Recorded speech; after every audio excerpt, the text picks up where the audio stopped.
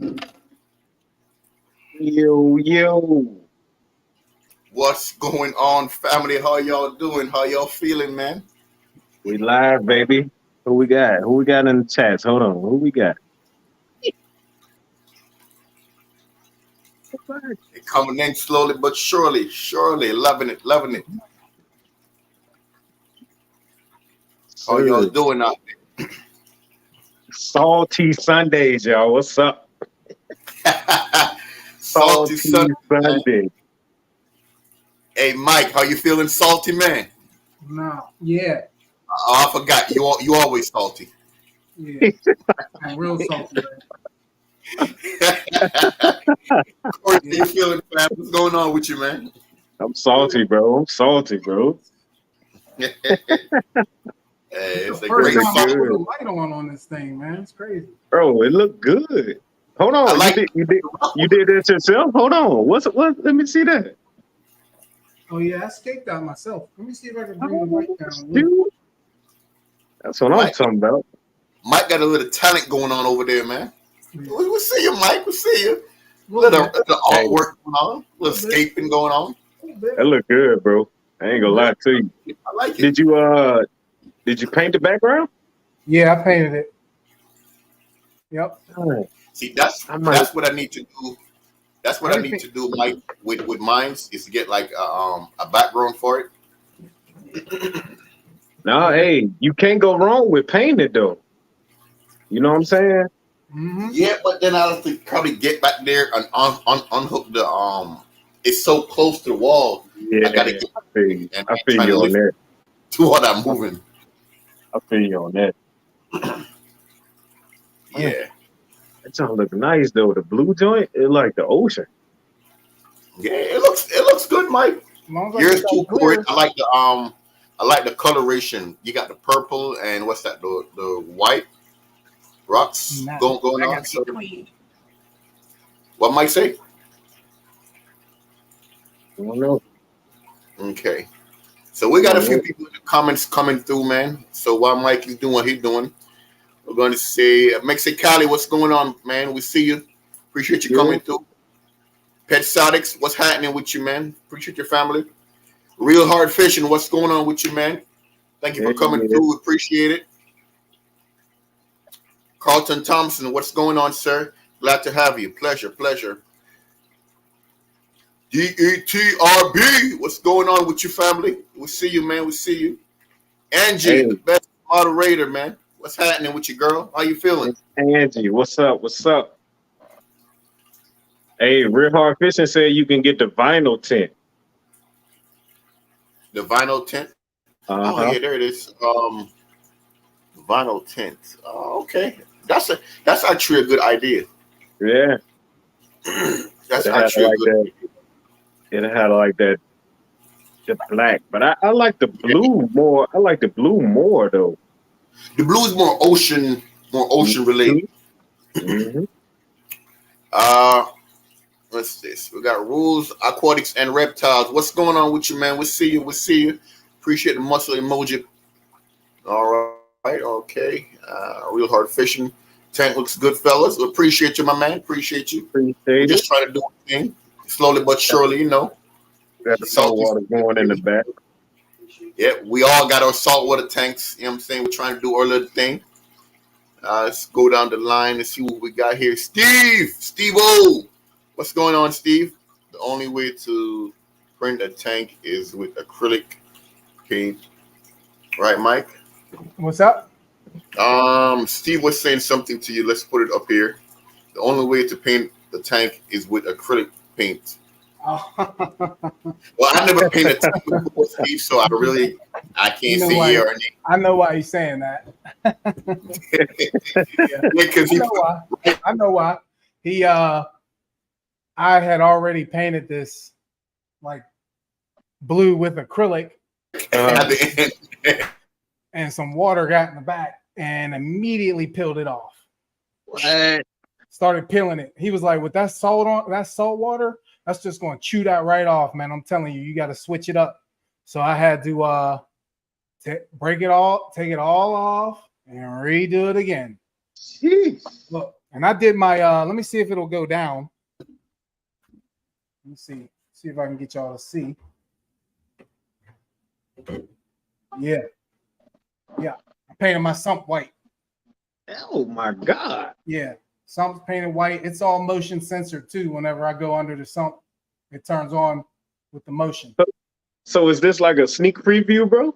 Yeah, this is that exclusive live. Let me. Hey, this is exclusive, y'all. Hey, if you in the live right now, this is exclusive, y'all.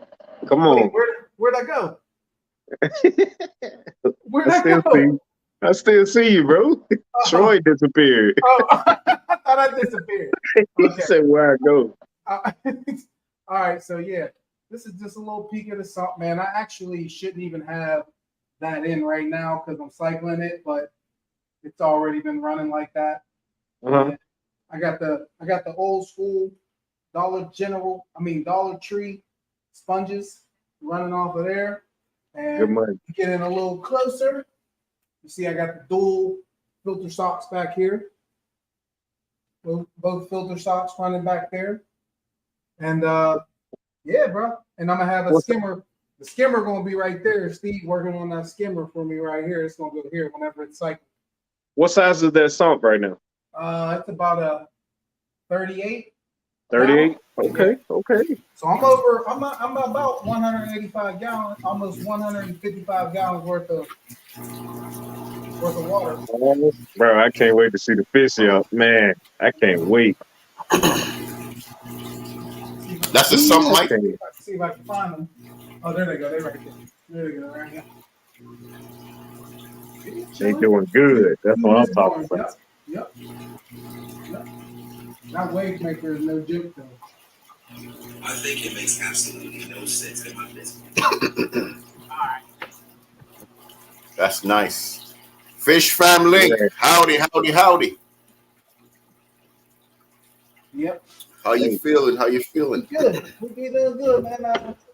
I got just got my auto top off system. Look, I went to a place where a dude was pretty much doing a yard sale, right? Yeah. And he had all saltwater stuff. He giving it all away, everything from wave makers to skimmers to heaters, timers, to the whole thing, man. I was like, that auto top off, if you go on and buy it, it's probably like $100-something. Mm-hmm. He let it go for 30. Bro, see, that's the thing. We living in the wrong state right now.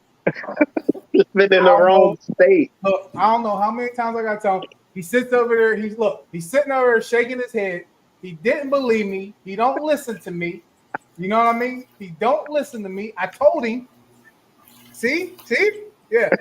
That's it right there. Yeah, that is definitely it. I have told him, and what he say? Hey, man. What? You crazy. No, nope. I don't believe. Hey, Troy, we gotta get in these streets, bro. It's out here, bro. We gotta get out here and start searching. I don't know how Mike keep coming up with these awesome deals and giveaways and like, bro. Do we gotta move to Pennsylvania? We might have to. Bro, be getting tanks for $100, 200 gallon with the stand and the tank. You know the thing about it though. That's it right there. That's it right there. Yeah, that's it right there. Yep. But you know what it is, bro? It's probably out here where we at. We just gotta look for it, bro. We gotta get out here. We gotta do the footwork, bro. It's there. But look, bro. How many times I've checked Facebook Market with you? You know what I'm saying? Like, we may come across maybe one or two, but it's like I check it out too, but you know what it is? You know what we need to do? We need to go to these fish stores and just start talking to people. That's it. Start talking to people and just see what's going on. Somebody got some connections, bro. And Bro. like Mike gave me an idea on, I don't know how I can do it, but Mike, you gave me an idea when you went to the fish auction. I was thinking of like, yeah, checking out if we got something going on around here in Virginia like that. Did you pick up anything though? Oh, Yeah. oh yes, I did. Oh yes, I did. And before I even go into talking about what I got, I'm unhappy with you. Crazy. And I'm unhappy with you. Okay. And I'm unhappy with every single person in these comments. I'm gonna give some credit to where credit's due. Hold on, Steve won't get the credit. All right. But pull up. nobody in this chat ever talked about no auction. We've been fish keeping for years. We've been fish keeping. Me, Troy, Corey, when we first met, we've been fish keeping for years. Ain't nobody say a word about, yo, you ever been to an auction? Nobody. Nobody. I never knew about it. I never knew about it. Look, and no one said anything to me. No one said a word to me. Like for any reason. Like, yo, go check out an auction. That might be something. So okay, hold on. Is it better than going to the fish store? Yeah. I knew it. I knew it, bro. Angela, why you gotta say that? First of all, why you gotta go there, huh? Uh-huh. Now, if you want to say somebody real dark, then you would. He froze up right now. He froze. He froze. Yeah, up? he froze. Right, yeah, hold on. Time out, everybody. Time out. Everybody take a quick time out. He look like he's praying. He look like he's praying, don't he? He's praying or disappointed about something. Oh man. But wait. Yeah, Steve said I better stop stealing my daughter's crafting paint. He was not happy with what I painted with, yo. And yeah, he wasn't. He was like, what did you use? I was like, acrylic. He said, what? I broke the law, bro. I broke the law. Bro, you gotta meet Steve, man. Oh man, he's gonna be in my videos coming up. He's gonna be in my videos more because he's been doing a lot of work showing me how to do this stuff with the saltwater tank. So he will be in the upcoming videos. I just made it to my saltwater portion. But shout out to Steve for even putting me on. I was there with him today at the auction, and listen, I checked out twice, like saying I'm done because I filled my trunk up with stuff. That's what I'm talking about. And I ain't even drop 100. Dang. Listen, I paid more for that tank over here than I paid for a trunk full of fish, plants, equipment. Yeah. Everything. Yeah. What? Oh my God. Come on. Shout out to Greater Pittsburgh Aquarium Society. I will be at the next meeting and I will be attending. I'm getting the knowledge. I'm taking it. There was legit. Yeah, there was legit master breeders there. And Steve was pointing them out for me. He was like, yeah, that's a master breeder. Oh yeah, I'm getting in that head. Did you get a chance to meet him though? Like talk to him? No, we were running. It was the auction, so everyone was talking loud. So nope. Okay, I got you. And it's all from Troy, local. Troy, what you got, bro? What's wrong with him? What you got, bro? Is he all right? I'm good, man. I'm good. He hate he missed that auction, bro. Me too. Bro, it's like I'm hearing Mike talking about all this good stuff. I'm like, why we don't have that down here? Like, I think we do, bro. We do. I think we do. We just haven't found it yet. Bro, I need for sure. Like, I need to know, like, for sure, like, where is it at? Because, bro, like, I mean, my boy Mike out there getting it. You know what I'm saying? It, bro. My boy out there getting tanks. My boy out there getting equipment, plants. Like, yo, like Mike out there doing his thing. Look, Yes, they sir. had. I'll even tell you. I know this. I looked it up just to make sure that I wasn't hallucinating. But they had the Turkanian jewel cichlids. Okay, you go buy those and you look for those online. You're paying about $19.99, like Mhm. 20. Yeah, I got 10 of them for $5. Yep. 10 Yep. for 5. Yeah, 10 for 5. Okay. Man. You know what I mean? So, okay, when you found out about this auction, was it word of mouth or did you search for it? No, I got told by multiple people join the Greater Pittsburgh Aquarium Society. Okay. Okay. When I paid the fee and joined them, that was the first thing that was the first order of business that was next on the schedule. It was the auction, open to the public. Like you guys could have pulled up and went right in. Yeah. No problem. Yeah. Yeah. Yeah. And once I found out about that, they started advertising it on my Facebook page, saying everything that was there. People walking around doing 50-50s. So you pay $1 for a ticket, they will raffle it off. You win money. You're getting more money as you're spending it. You know what I mean? And that's my kind of place right there. It was all right, man. I gotta say. And they said it wasn't even that busy. So I'm assuming when there ain't no Steeler game, which was a total disappointment. Total disappointment. Hey, Total disappointment. I can't even clown, bro, because hey, look, my team lost too, bro. The Titans lost too, bro. But hold on, hold on, wait. We're not here to talk about football, y'all. Come on, there's salty Sundays. Let's get into it. Hold on. Mm-hmm. Let's get into it. Who we got? Okay, so that was Island Aquatics because he keeps losing connection. So he was saying he was here, but he coming in. He had to go into the chat. Your room is almost done. You can come stay. Bad. Yo, good money. We got a room. Bro, hey, look, bro. My internet has been good all day. As soon as I get on the live, it want to mess up.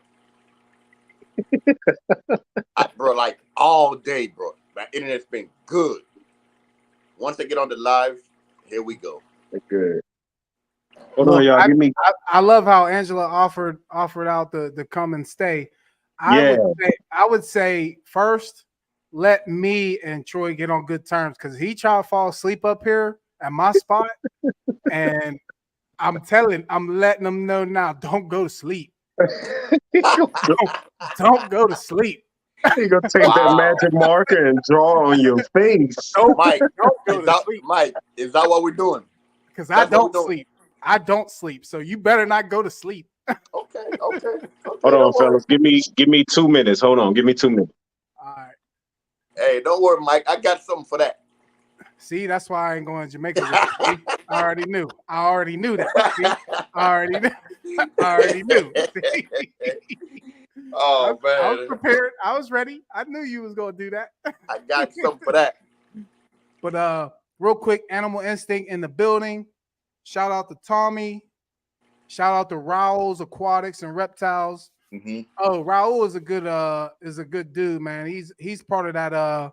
He's an influencer with this brand as well, Microbe Lift. He's an influencer on there. He does Instagram. We might have to bring him on too because he does some really good skits on his channel. Nice. Yeah, we have to talk to him. He cool dude. Okay. Funk. Oh snap! I didn't know y'all was going live. That's what's up. Y'all gonna do this on a regular. I'm always lying. Look, you know why he real brand new right now. He done caught the Holy Ghost and now he putting videos out all over the place and Facts. You know what I mean? And he promoting, doing his thing. Shout out to Funk. Keep up the good work, big dog. I appreciate that. I love your videos anyway. You know what I mean? Funk, baby. Keep it up. You know what I mean? Don't sleep on your boys. Always have one. I wouldn't do that. I wouldn't do that to my mans. I wouldn't do that. Yeah. Oh, snap. Oh, what's up? Oh, Tommy. Oh, look, Tommy bringing out. Oh, hold on. Oh, Tommy, you ain't got to say stuff like that, bro. What is it? He said, "Shout out to you three. Y'all become one of my favorites. Y'all are my top 5 shows I have to catch." Good luck, Tommy. Appreciate That's you. what's up. That's what's up, Tommy. That's what's up. Appreciate it, bro. Appreciate it. Patrick David in the building. He was on the show prior with the fish room and his breeding job, and his whole fish room, man, was on point. Good to have him back on here. Good to see he's him. he's one of the guests who'll be coming up. Oh, nice. Shortly. That's a good experienced person. People I didn't say what's up to, Mexicali, what's up? Fish Fam Link is in the building. Shout out to them, man. He always on here. Detroit Robert is in the building. Real hard. How about hey, hold on. How about them Lions, man? Where my KC fans at? How about them Lions? Oh yeah, he probably hype. He hype. Pet Did they Sonic. win? Yeah, they won. Yeah, they won. And look good doing it. How about them Lions? Look good doing it too. Look good. Hey, Mike, you ain't lying. But Pet Sonic's in the building. Shout out.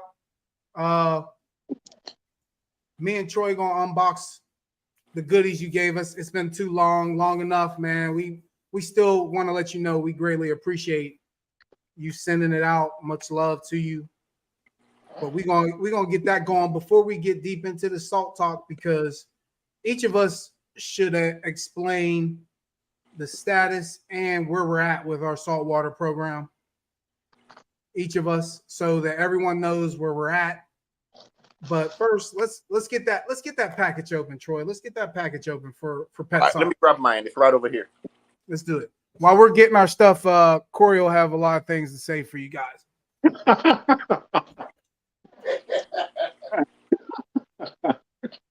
Well, y'all, hey, this is my saltwater tank. Hey, right now, if y'all check out the videos, but right now, I got 2 damsel fish. One is purple. Are y'all hurrying up with that package? Come on, y'all. I don't like the spotlight on me. What's wrong? I don't like the spotlight on me, but y'all know it's Salty Sundays and we showing off our saltwater tanks. So, yeah, that's about it, bro. Corey got the spotlight. Yeah, I hate the spotlight, bro. I hate it. Spotlight on me. Hate the spotlight. I don't want that spotlight on me. Get that thing off. Get that camera out there. Let's get a close up on it. Hold on.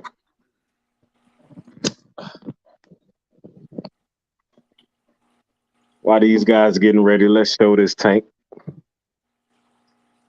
Salty Sundays, y'all. It's not too much going on right here, but you know, we getting it going. We're getting it started. Getting it going. Y'all done yet? Come on, fellas. Host the show, Corey. Host the show. You doing real good, Corey. Real good. Thank you, bro. Thank you. Y'all act like y'all packages in the other room or something. Come on. I know y'all got them right there. Yeah, mine upstairs. I'll be back. Man, if you don't run up there. I got mine. All right, Troy, you ready? Put yourself on, bro. Put yourself on. He said, run up there. He said, you better run up there, man. What's wrong with you? Run All up right. there, bro. All right. They don't. Here we go. So let's this happen. Yo, what Whoops, is that's me. what is Hey, Corey. What's up with your boy, bro? What's up with your boy? Huh? What's going I'm on, bro? asking you, what's up with your boy? Because No, see, there was some stuff going on. I had technical difficulties on my laptop, so I swapped to my phone. You know what I'm saying? So when I get back on, right now I'm on my laptop. So it was the echoing and stuff like that. So that was Hey, what Mike. was going on. But Mike, anyway, you get used to it, bro. You get used to it, bro. I'm telling you. You get used to it. hey, Corey.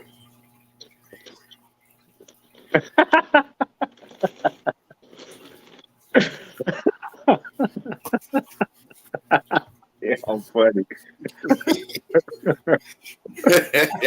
Oh man. Oh snap! Uh, All right. So before we start introing our tanks and going down that road of the salt life, we got to shout out to my main man, Petzotics. I hope he's still in the building. He got to be in the building. We got to unbox it for him. We've been delaying, waiting. Time is now. Let me see if I can change how we look on here. Let me see. Ooh. Hold on. Let me see if we. Oh, no, I don't like that one. Nope. I don't like that. I don't like that. no. I think we're just going to leave it like that. All right. So we're going to go ahead and open these. Troy got a box. I got a box. Corey don't, but it's okay. We'll get with him later on that. But let's go ahead. Let's open this up, bro. I hope let's see what we got. I hope he's here, man. He was in the chat earlier. Yeah, he is in the chat. He was in here. All right. So this is what I pulled out first, Troy. I found a slug plushie. You can put it on you can put this on a fish tank. Okay. Hey, I got a discus. I like this. You got a discus? I got a discus. Yo, I got a slug. Nah, that's okay. But look, I put that on the tank real quick. I got my slug plushie. All right, good looking out. All right, ooh, legit. Right. It's legit fish food. See, he gave me one that stick, Troy. That's why I got the stick. I know, right? So I got some legit bottom feeding food, which I will be trying out. Fast sinking pellet, all natural, rich in omega-3, low ash, rich high protein, support sustainability. Okay. All right. Shout out Petzotics. Shout out. That's what I'm saying. I like that. Next. Oh yeah, he even sent some more food. All right. Look. All right, so he got the community slow sinking. Community slow sinking for them smaller nano fish. Okay. yeah, I got both of those too, Mike. Oh, you got them too? Yeah, the sinking pellets. And the slow sinking mixed too? Yeah. Look like they real low waste. It says low waste clear water. What else we got inside her? Petzotics gave me a that's the man right here. Look, he got a website and everything. This is our boy right here. He got everything. Dog, fish, cats, reptiles, small animals, birds. Here's all his info right here. Hey, Angela, put his link up there. Put his YouTube up there so everybody know, please. But he got his information. This right here, Mike, I like this. My little coffee mug. Yo. And he gave me a bunch of cards. Petzotics. Yeah, I got some cards inside here too. Mm-hmm. Make the world a better place. All yeah. right. You know what? I've really been thinking about messing around with some beta, man. It might be in the works, bro. Me too, Mike. Me too. You know, I've been thinking about it for real. Me too. Yeah, that's what's up. And then, all right. What's this? Let's see what else. What do you got here? What is this? Starter package Streets 50-gallon aqua clear. Have y'all ever seen this before, family? Yeah. Have y'all? Anybody know about that?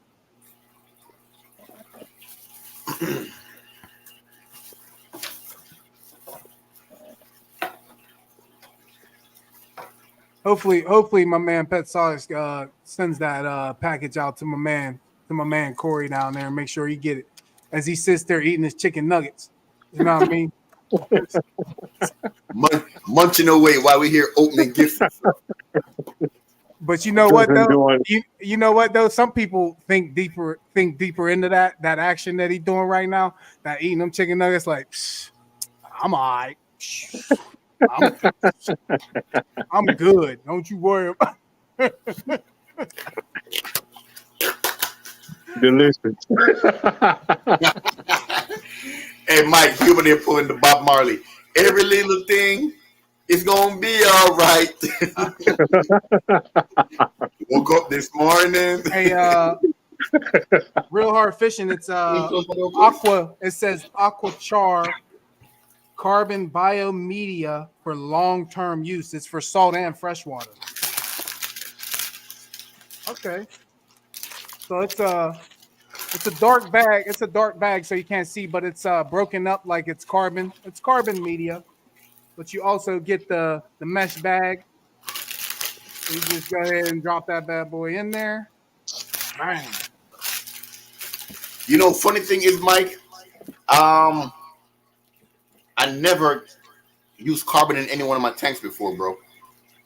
Like, I never use carbon, to be honest. I think I have before, Troy, but I never really noticed the difference. I believe carbon takes out like medications, and you can use it to treat parasites and stuff like that. So I would use carbon after I treated a tank then, and they Right. were all healed. I throw Right. carbon in. That's what I would do. 3G, what's up now? Carlton said a man got to eat. He's making sure Corey's all full and taken care of to get his belly right. Right. Oh, yeah, don't choke on it. Right, don't do that. That's right. Man said a man's got to eat. Man got to eat. 3G in the building. 3G, what's up? You were using Raul. Now Raul's aquatics and reptiles. He has a saltwater tank. I do believe he does, and he's saying we may have to use that. Troy and Corey. Carbon also removes toxic in the water. Okay.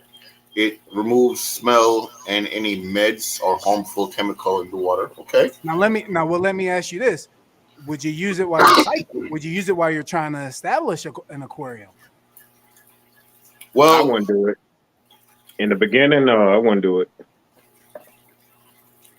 Well, tell you what, Mike. Before my man Real Hard Fishing answering that, we can definitely bring him on and what's going on up here? Patrick. All right. Well, before they come on, Dovice is going crazy, man. Oh, here you go with them doves. I'm gonna eat this fish, bro. I'm gonna eat this fish. No, sorry, you two. He didn't mean that. He's just frustrated. He didn't mean it. He didn't mean it. Fish are friends, not food. We know that. Fish are friends, not food. He knows that. I'm like Bruce. He knows that. I'm like Bruce.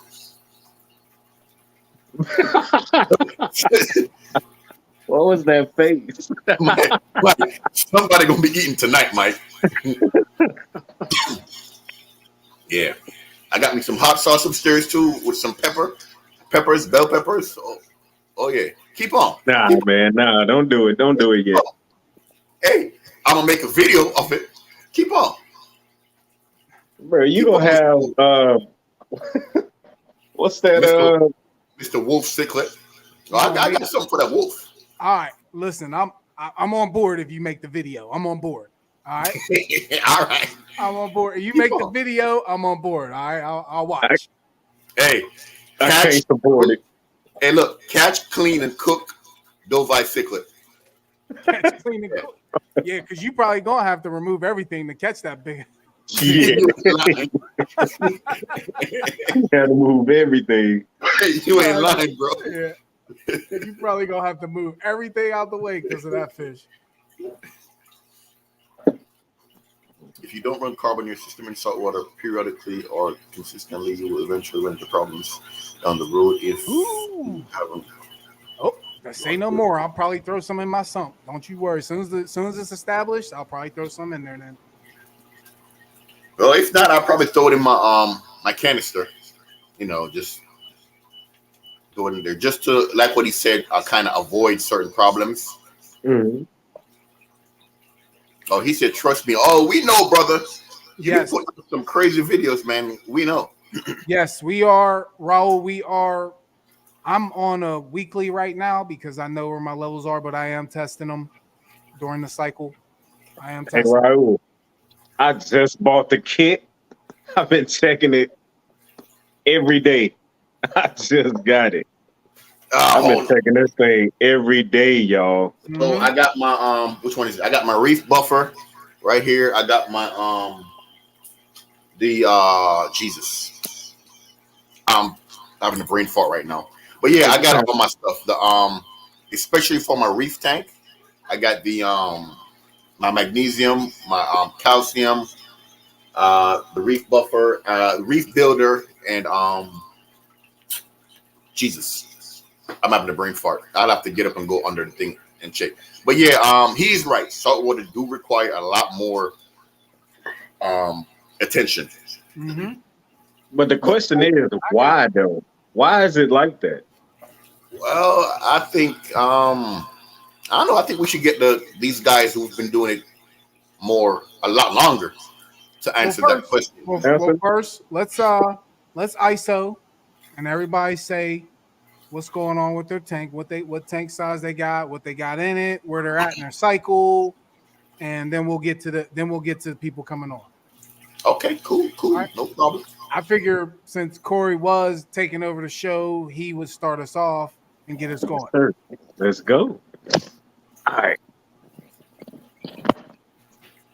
Like everybody say, how do you turn this thing around, man? Settings, camera. Everybody say that, right? Yeah. How do you turn this thing around? Yes, we are salty right now, June. We are very salty.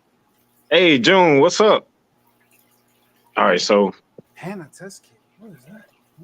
All right, y'all. So I got this tank sitting in my room right now.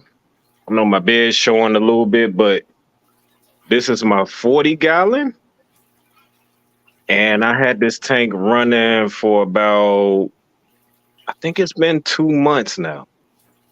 I did the slow cycle without fish in the beginning for like maybe the first month.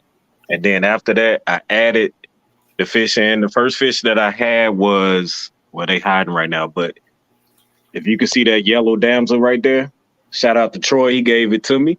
Appreciate it, Troy. You're welcome, bro. No problem. Yeah. He gave me that. I got another one in here somewhere. I don't know why he's hiding, but I had 2 of them to start the cycle out for this tank.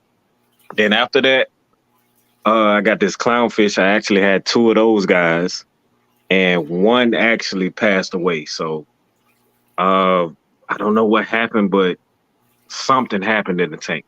And I also had 2 other chromis. If y'all saw the guy that ran behind the rocks right there, but right there, I had 2 other chromis that was in this tank, and they also passed. So in total, I lost 3 fish. It was 2 chromis and 1 clownfish. So far, right? Fingers crossed I don't lose anything else, but everything been going good in this tank. So far, my experience with saltwater is not hard, to be honest. Like, you get all the horror stories of when you first started, things might happen or whatever, but it haven't been hard. Keep in mind, I haven't got into like doing corals and all that. I'm just doing a fish only tank. So right now it's pretty easy for me. The only problem I got is the salt creep. That's like my biggest enemy right now. Salt creep. You can see it's all on the tank right now. It seeps out everywhere, but I clean that up. So yeah, like I said, everything's been good. It's pretty easy starting out, but yeah. What y'all got, man? So what you filtrating that tank with? All right, so I got 1 sponge filter. Yeah, see, you can't zoom in, can I? No, can't zoom in, but I got a sponge filter right there, hide behind the rocks. And I got this, I don't know the name of this filter, but I got the filter on here. And that's the 2 things that I got filtrating in this tank. I wanted to build like a 10-gallon sump on this, but I'm still looking into like how to actually put it together. But I think it'll be it'll be better once I add more fish to the tank because I'm going to be adding more to this tank. So Okay, yeah, that's what I got running right now. that's what's up. June, Melanie, shout out Coral Aquatic Reef. Shout out to you. I saw you in there before, but shout out to you guys for coming in during that. So what's so you said you had that running for 2 months right now, right? Yep, about 2.5. Yep. 2.5 months. Uh-huh. All right, that's what's up, man. Hey man, keep the questions coming. What else you got for me? What's up? Looks clean. What's up, man? What pH you keep it at? Hey, right now I got it at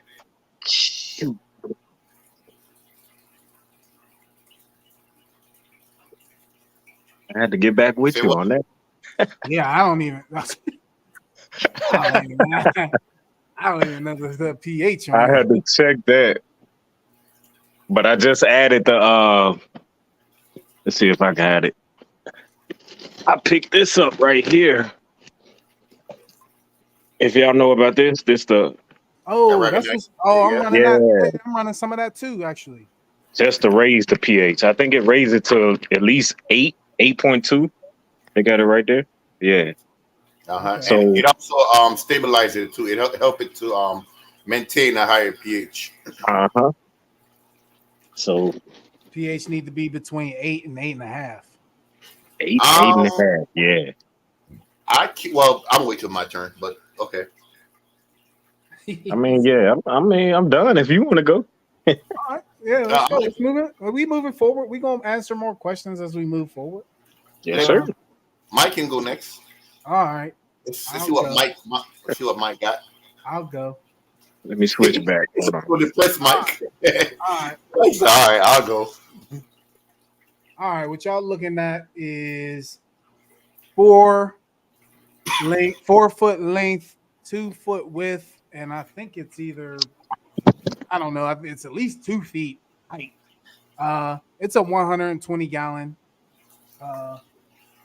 It has obviously you can see this is the inlet, which is pushing all the water, and that is the back is taking it all down to the sump. I think I showed.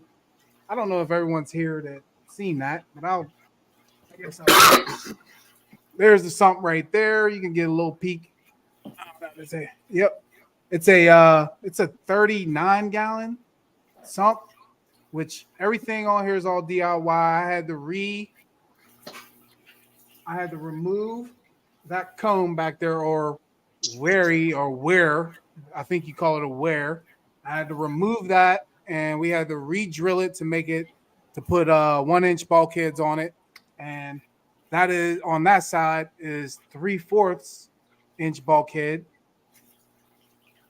and I have 2 filter socks down here running in, and I have the good old fashioned Dollar Tree scrubbies, and that is running into the center area right there that you can see as well. You see it.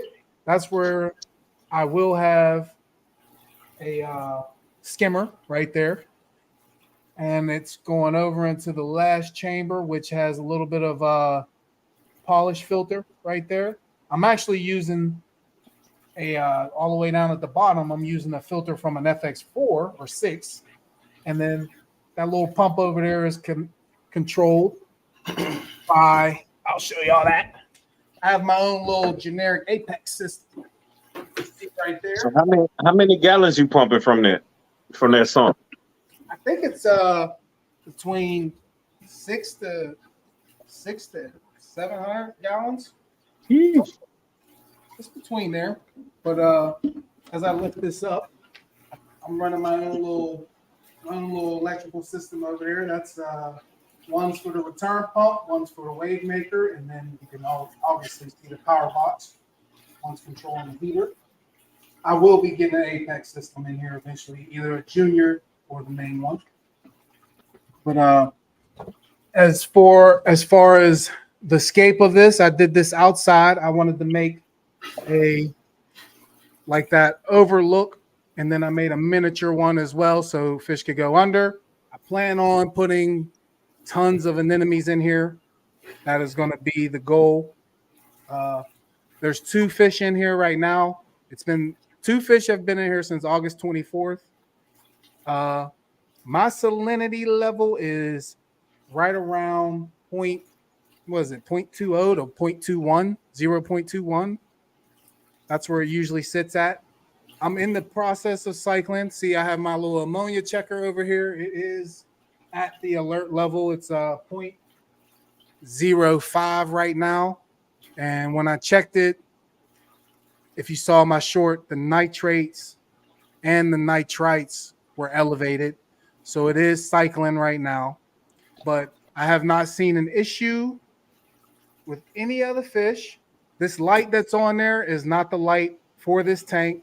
I just moved over a Fluval one because I have not ran a light on this. This is the first time I've lit it up. That's why you guys probably see me wiping the glass, because I haven't seen it with the lights on ever. So, but two Ocellaris Miss Bars over there in the corner. They've been here and doing their own thing, enjoying it. I put a piece of live rock right there because that's going to go in my quarantine tank. The wave maker was used in my 180-gallon tank, and it was blowing the fish away in there. So, as you can see, I got a little issue with the substrate. So I'm either going to put a less stronger one, because it's on the lowest level possible right now, and it's doing that. So either I'm gonna reposition that, or I'm gonna get a one with a lighter power. But yeah, it's been running since August 24th. He said it needs to be to 0.024 to 0.026. Yep. See, I get that. I'm getting different. Well, actually, I was testing it with a hydrometer, and they were telling me that's the baddest way to do it. So I actually picked up one when I was at that person selling it at a flea market. I have an actual salinity tester, one of the ones that you actually look through, like a telescope.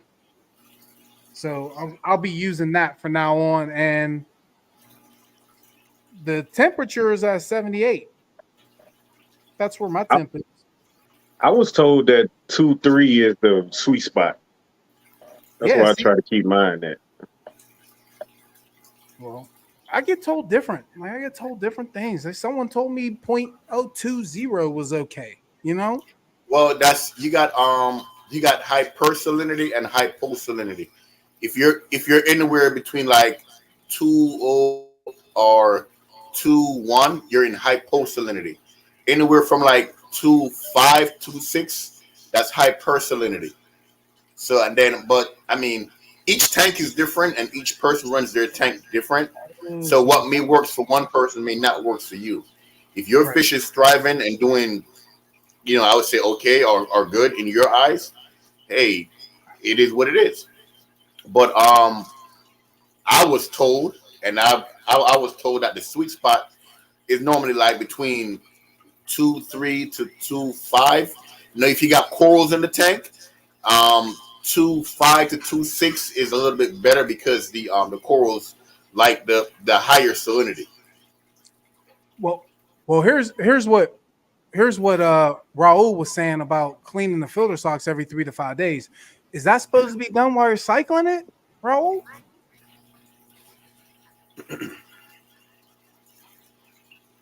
Hey, real hard, good shout out. Thank you for showing the love, bro. I'm trying to do my thing, man. That's all. One day at a time. That's it.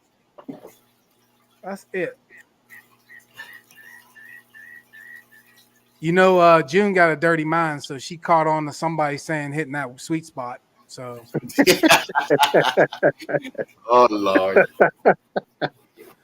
Listen, if a woman want to get on here and say she heard sweet spot, I'm okay with that. She allowed. I allow it.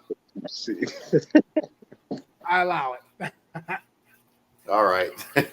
But yeah, but this is the only saltwater tank I got right now. But Raul, what I'm noticing is the clownfish look good, and they ain't causing me no issue.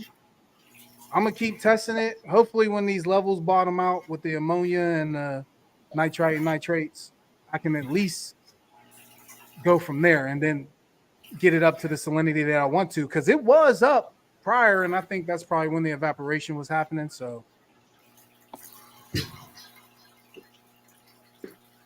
Bro, the thing that confused me, right, with the two of y'all, Mike and Troy, right? Okay. So y'all got big boy tanks, right? I'm listening.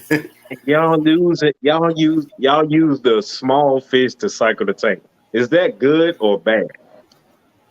well, that's why I'm asking. That's why I'm asking Raul, because he said something about doing the filter socks. If I got to do the filter socks with the little fish, Right. It shouldn't be that bad of a problem, especially not every 3 days. so they saying I should raise the salinity. Look, let me see if this is okay.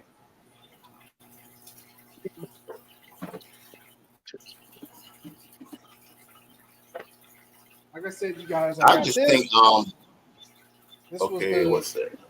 This was that top off I was telling everybody about. Oh, okay, that's nice. That's going to control all that because I got the RO water and a little top off thing. And this is what I was advised to get. This right here. The hydrometer. That's what I got, Mike. I got the same thing.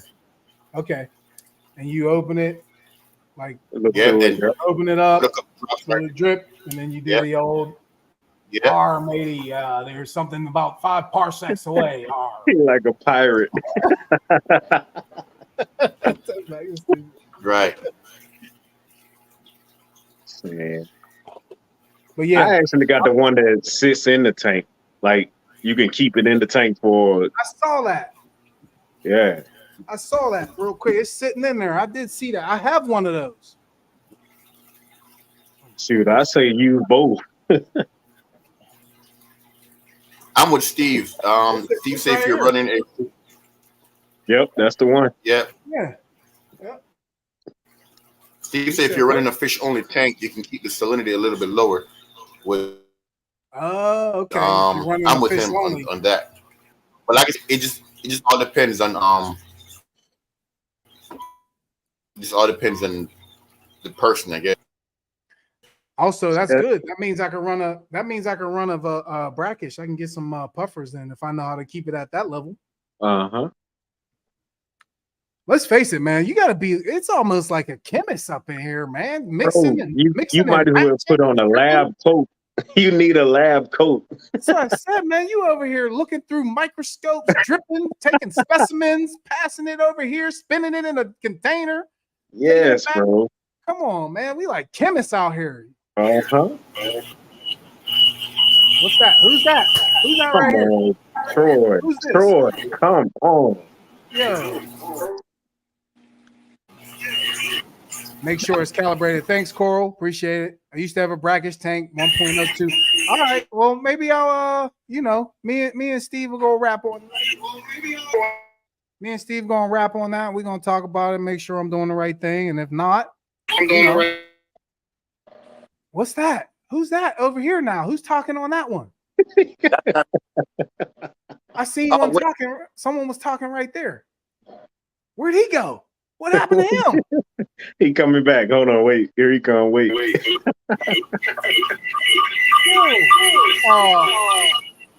Yo, on the real, bro, you messing up the show, bro. Come on. And then he leaves, and then he goes, and then he wrote, yo. That it's my internet, man. Like when my kids come home, it just went like to that one.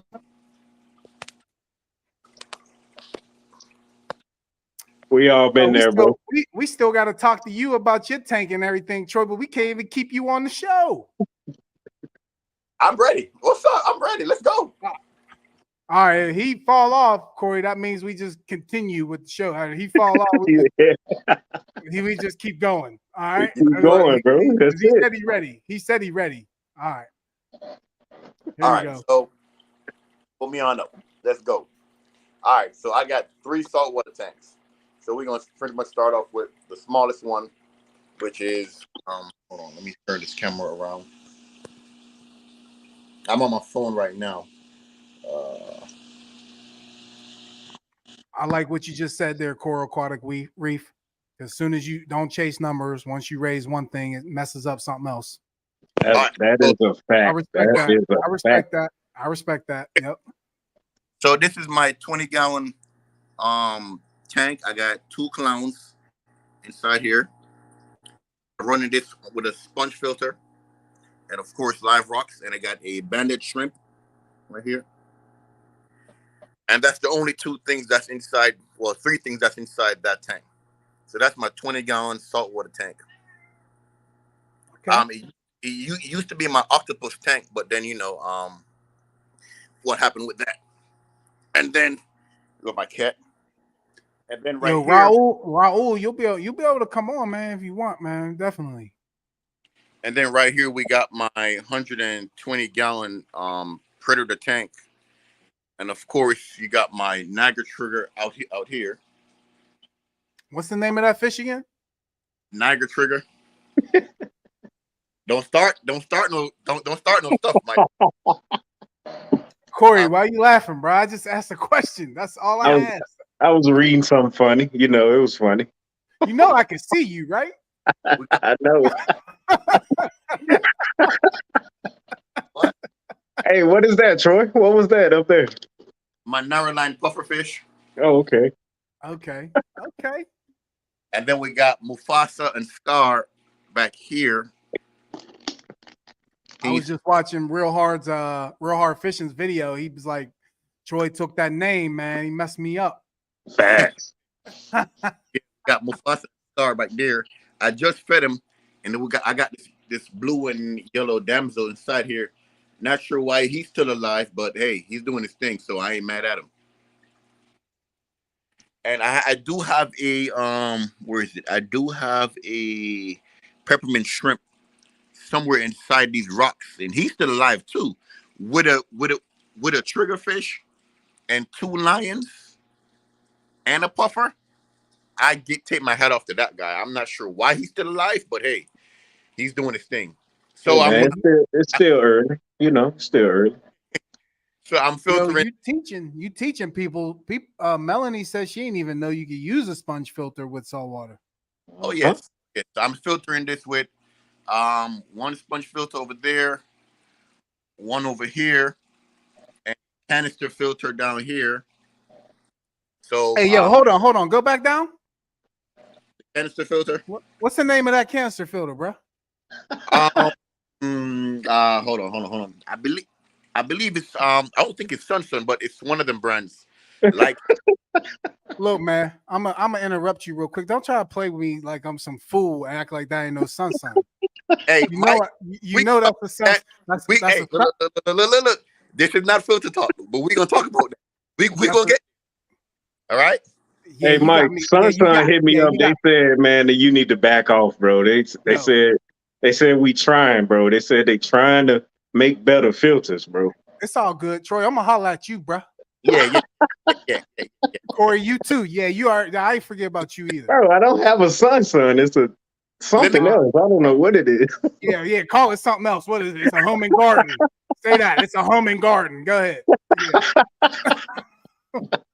Yeah. Oh man, Troy, what you got, bro?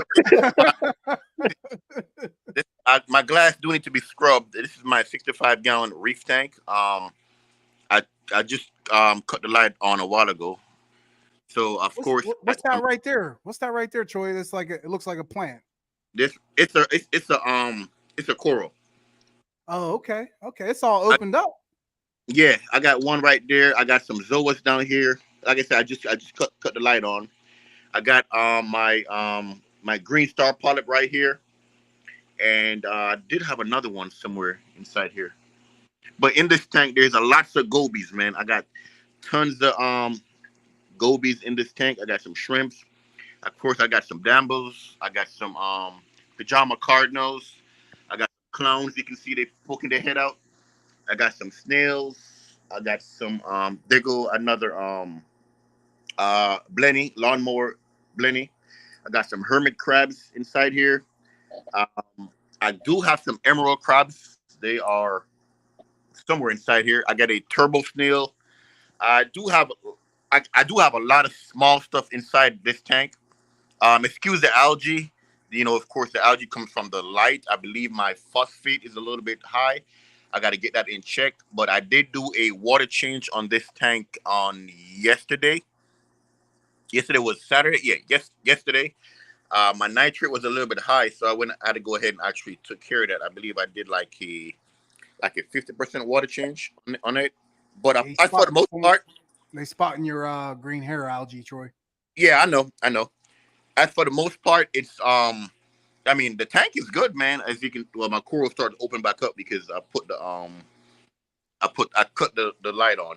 So I'm actually running this tank with 2 sponge filter, one right there and one right there. And I know you guys said it's better to get a cover or a lid for it, because with this tank, I got to top it off pretty much every single day.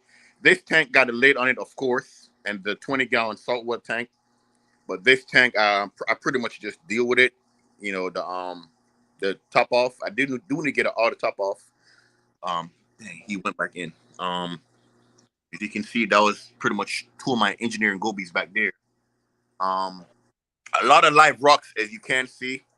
The tank is doing great, except for the air algae. But I do have some air algae crew that's inside there. That's will be taking care of that. Lots of hermit crabs. Lots of emerald snails, 2 emerald crabs, 1 turbo snail, 4 Sarasi snails, if I can find one. Oh, there go one right here. So and there go another one back there too. So they're all over the tank, and I believe there go an emerald snail right there on the back of the glass. So I do have lots of life inside this tank. It's just, of course, you know, it's gonna take a while. Let's see if I can turn this back around. 1 second.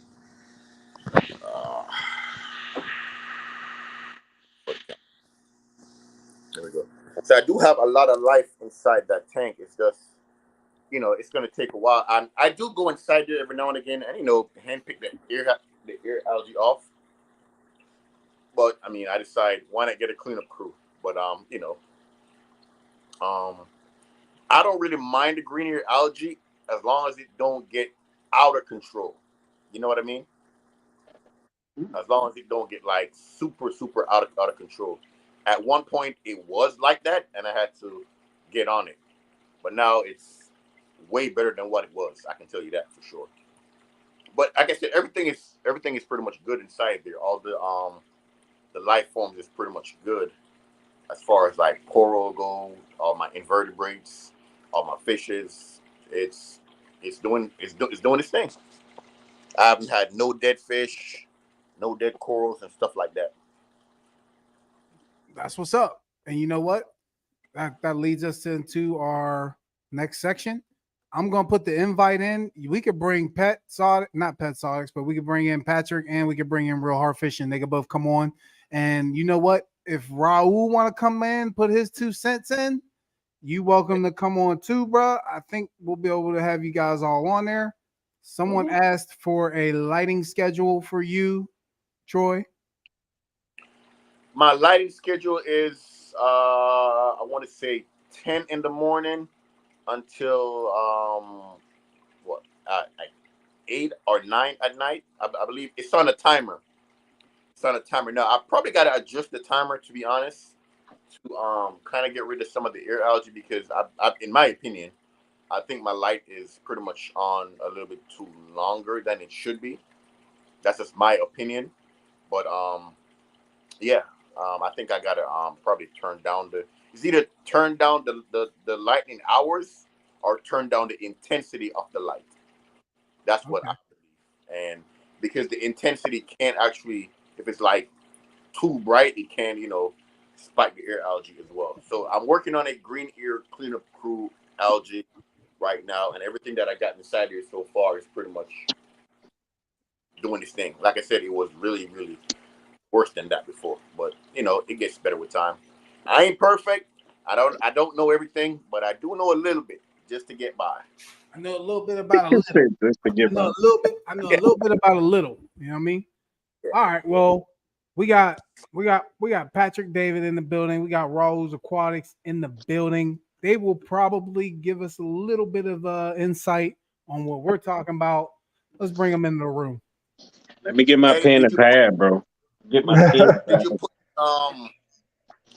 Did you put the thing in there inside here for good heart fishing? Yeah, it's in the chat. It was in the chat. Yo, Raul, man, what's going on, big homie? How you doing, bro? First of all, let me start out by saying, man, our Steelers dropped the ball today, didn't they? Yo, love it. My brother was calling me. I didn't even want to pick up the phone because I already knew. Look, I stayed at an auction because of that. I said, you know what? There's no room. There's no reason to drive back. I'm just going to be mad in the car. That's all that's going to happen. He kept calling me. I said, man, I'm still in church. Leave me alone, man. I'm still in church. I was lying because I didn't want to talk to him. I already know. Man. Lions, man, they're going to win the division this year. I think this was a good, humbling experience for him, for sure. Yeah, some type of wake-up call. It better be. Listen, guys, I'm not. All right, here we go. Put us on the game. I'm still learning. You know, I only got the saltwater tank because my wife wanted one. And when you said about being a chemist and learning stuff, you ain't lying. You is not lying. It's a very expensive hobby. I'm not gonna act like I know anything. I'm still learning. Sure, there's more people that know more than me. I put in the comment section that I like to check out the BRS Supply YouTube channel. That's how I learn, and I watch other people's channels and just kind of get an idea of what's going on. So everybody's tank is different, and you're right. You know, I was putting some stuff in the section as far, you know, levels and stuff like that, but everybody's tank is different. You know, like the gentleman got a lot of algae in his tank, but cosmetically, it would bother me because I got it on display in my living room. So I got to make sure I stay on it. And it's hard for me because I'm a truck driver and I leave and come back. So, you know what I'm saying? So I got to put it on my wife. I got to get an ATO top off, you know, come in. I got to check my parameters. That's why I said to invest in those Hannah checkers to check your phosphate. You know what I'm saying? Stuff like that. I'm sure, you know, the gentleman, you know, there's some other people that can talk more about salt water better than I can. But yeah, I mean, I've got it all in one 45-gallon. I've got some coral. I've had problems too. I had an Optasia breakout. Tanks are a lot harder. I couldn't get rid of it.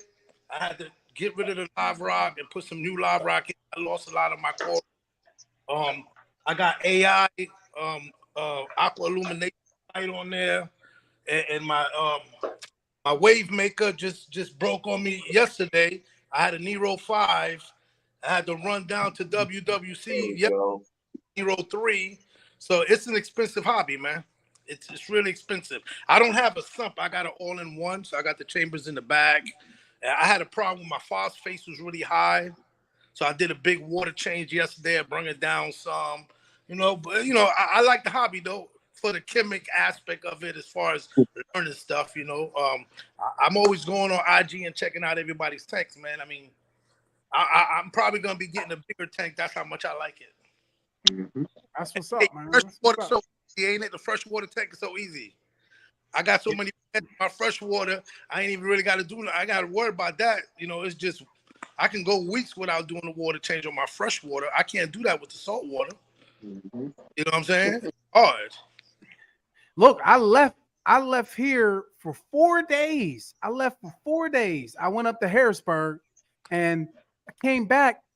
Nobody told me. There was nothing in my return pump. No water. You got to get that ATO, the little automatic, to give you that goes off. Hey, listen, you know how many fights I've had with my wife? Nobody hears the beeping, and I can look at the camera and call and be like, yo, it's beeping. Somebody fill up the... Get my and I just got an RODI filter. Yeah, of course, $400 because that thing is expensive. Woo! It's cheaper, but it's cheaper in the long run rather than running and getting the water, the RO water, or getting the salt water. Now I'm just mixing my own salt now, so I got already like 5 5-gallon RO containers ready to go. So, I mean, those are the things that you learn when you get into the hobby of what you need. Like, like I saw somebody got a sun filter on theirs. I mean, it works. It works. Well, he tried to deny and say it wasn't a sun, but I know a sun when I see it. You ain't gonna try to. You can't. We gonna talk about that. Listen, you can't pull no wool over my eyes. I know what it is. I had one for like look. It ran really good on my 75, and then the O-ring started leaking. So I went on ahead and investment and brought them. The Sunsuns are good, man. They're affordable. They are. They are. If you can't afford to spend all that money, I see Brian's face right there. I see Brian's face right there. My man going, I don't know, man. We're gonna talk about that. Brian or Patrick, either one of y'all want to go ahead and tell us about your tank, what you got going on, and any comments, any advices. Either one of you can go first. I've already been on here once. Patrick, you want to go ahead? Sure, I'll go ahead. Can you guys hear me? Yeah. Hear you. Mike, all right, awesome. What you want? Put him on the big Patrick. All right. Put him up. There we go. All right, what's up, guys? Hopefully it looks all right. I got a yellow filter on it right now. But anyway, I'll start off with the tank. It's the Red Sea 425 XL. So it's 116 gallons total, 23 gallons sump. I'm an LPS dominant tank.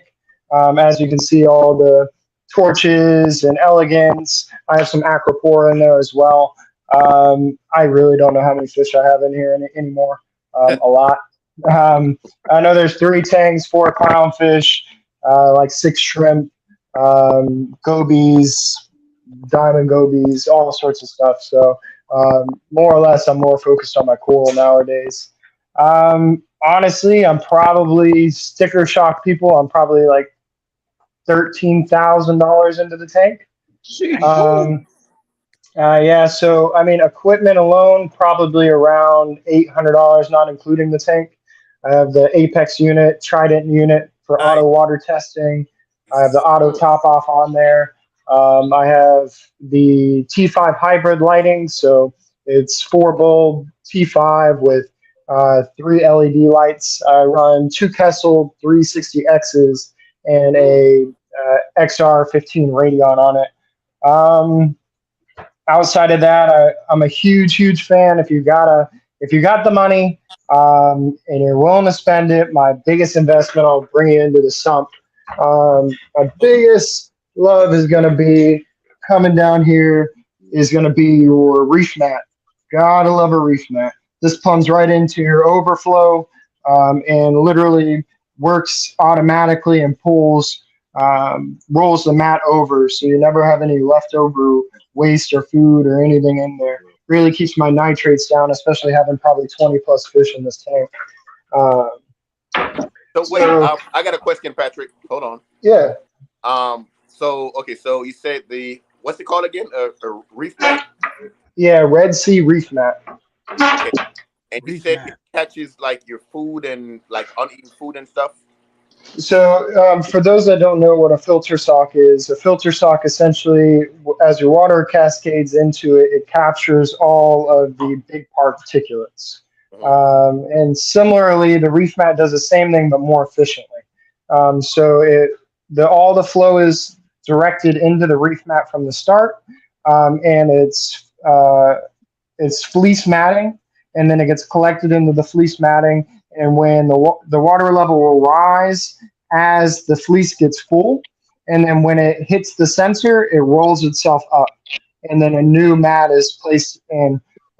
So unlike if you've ever heard when you're using filter socks, you generally want to clean them out every 3 days, 4 days, depending on your bio load, just because you're thinking, okay, I feed mysis or I feed pellets, and they all get trapped into that filter sock, and over time those decay and create nitrates.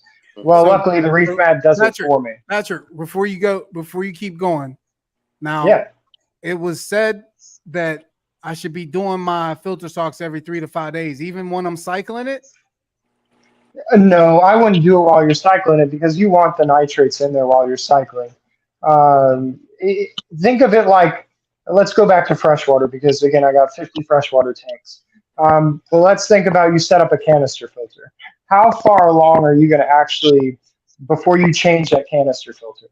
Probably months, right? Yeah, Like yeah. I wouldn't say it's that drastic in saltwater, but it's nearly similar. I mean, until your bioload really picks up, it could be honestly a month or two before you want to change your filter socks out.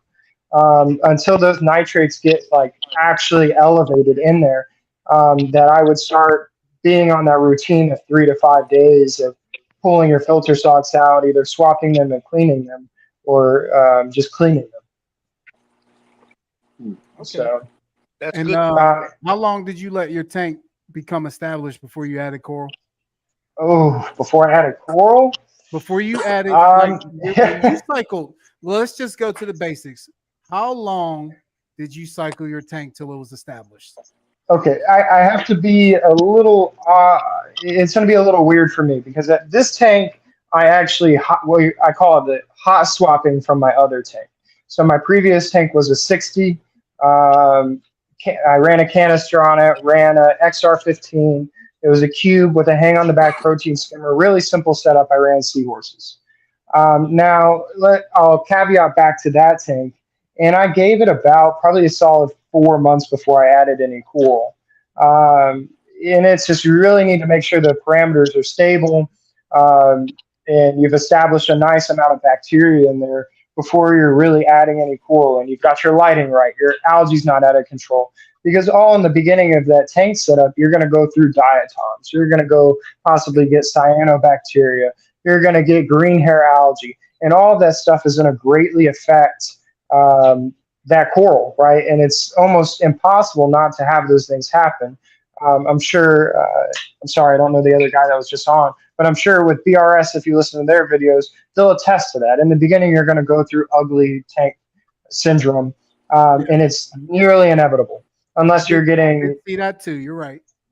yeah, and so during that stage, you absolutely don't want to put coral in there, because in the beginning, even with this tank, when I hot swapped it, I still had periods where I got such bad dianos that I had to do blackouts for 7 days, and it's not advised to do that with thousands of dollars in coral in your tank. So I think you're right.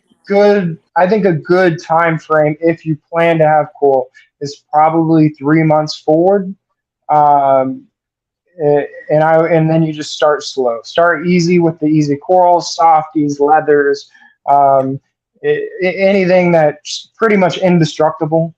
There's plenty of corals, and we can talk I can go on and on about corals. But then starting with your easy corals and building up as you go. I mean, it took me years and years to get to the stage where I have, corals on my sand bed that are $500-600 a piece. And to this day, I still struggle with some of them. And I call myself a pretty experienced reefer. So Tank looks good, man. Okay. And Thank you. someone was asking if your torches were messing with each other. No, I've never had that issue, and in the beginning, I thought that was something people talked about, like Indos stinging Australians and vice versa. And even I have like frog spawn and hammers up there, and they actually don't have a huge issue with each other either. So I've never seen that issue become prevalent, and I have 12 different species of torches in here. Okay. Oh, hey, there's the wifey, huh? No, that's my daughter. Oh.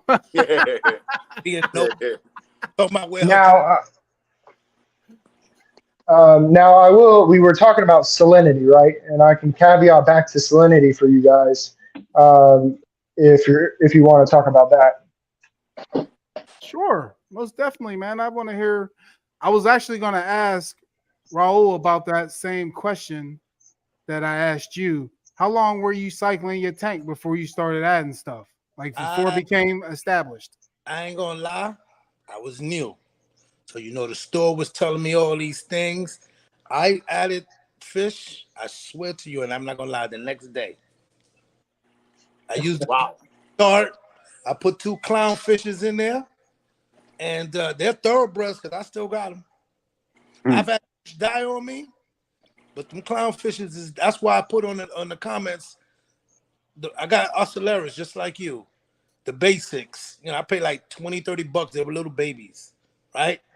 They're still there. They're big, and they've outlasted all the other. And I've had fish die on me for whatever reason. I don't know why. Remember, I was still learning. I know that one of the gentlemen there said don't number chase, but I do number because in this hobby, you want to make sure because your tank could look good, and you don't know your phosphates is skyrocket. You don't know, so I check regularly. I didn't before. I would just go by that fresh water where it looks good. So, and that's not the case with salt water. You know what I'm saying? Another thing is I was going to ask, like dosing. When you start dosing your tank, your 2 parts dosing, 4 parts dosing. I dose my tank, but I dose my tank with one thing that's all in reef that has everything. So I just dose like 5 a daily. So I don't need like a dosing pump or anything like that. I dose manually. I plan on getting a bigger fish tank because this is for everything. You do freshwater, saltwater. A small body of water is harder to take care of than a larger body of water because that water, that's my philosophy. I only got a 45-gallon because I was afraid and I got a small tank. Now I wish I would have got a bigger tank. So now I'm going to be upgrading and getting a bigger tank. So then I'll get the Apex, and be doing that and up the dosing pumps and stuff like that. I'm in the process of doing a water changing station, so I could put it in my garage with the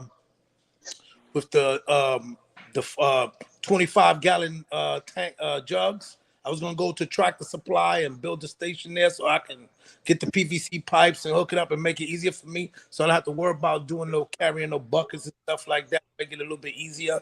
So, but I like the salt water because it gave me like a little bit more passion and it's more challenging. So, and listen, I don't know.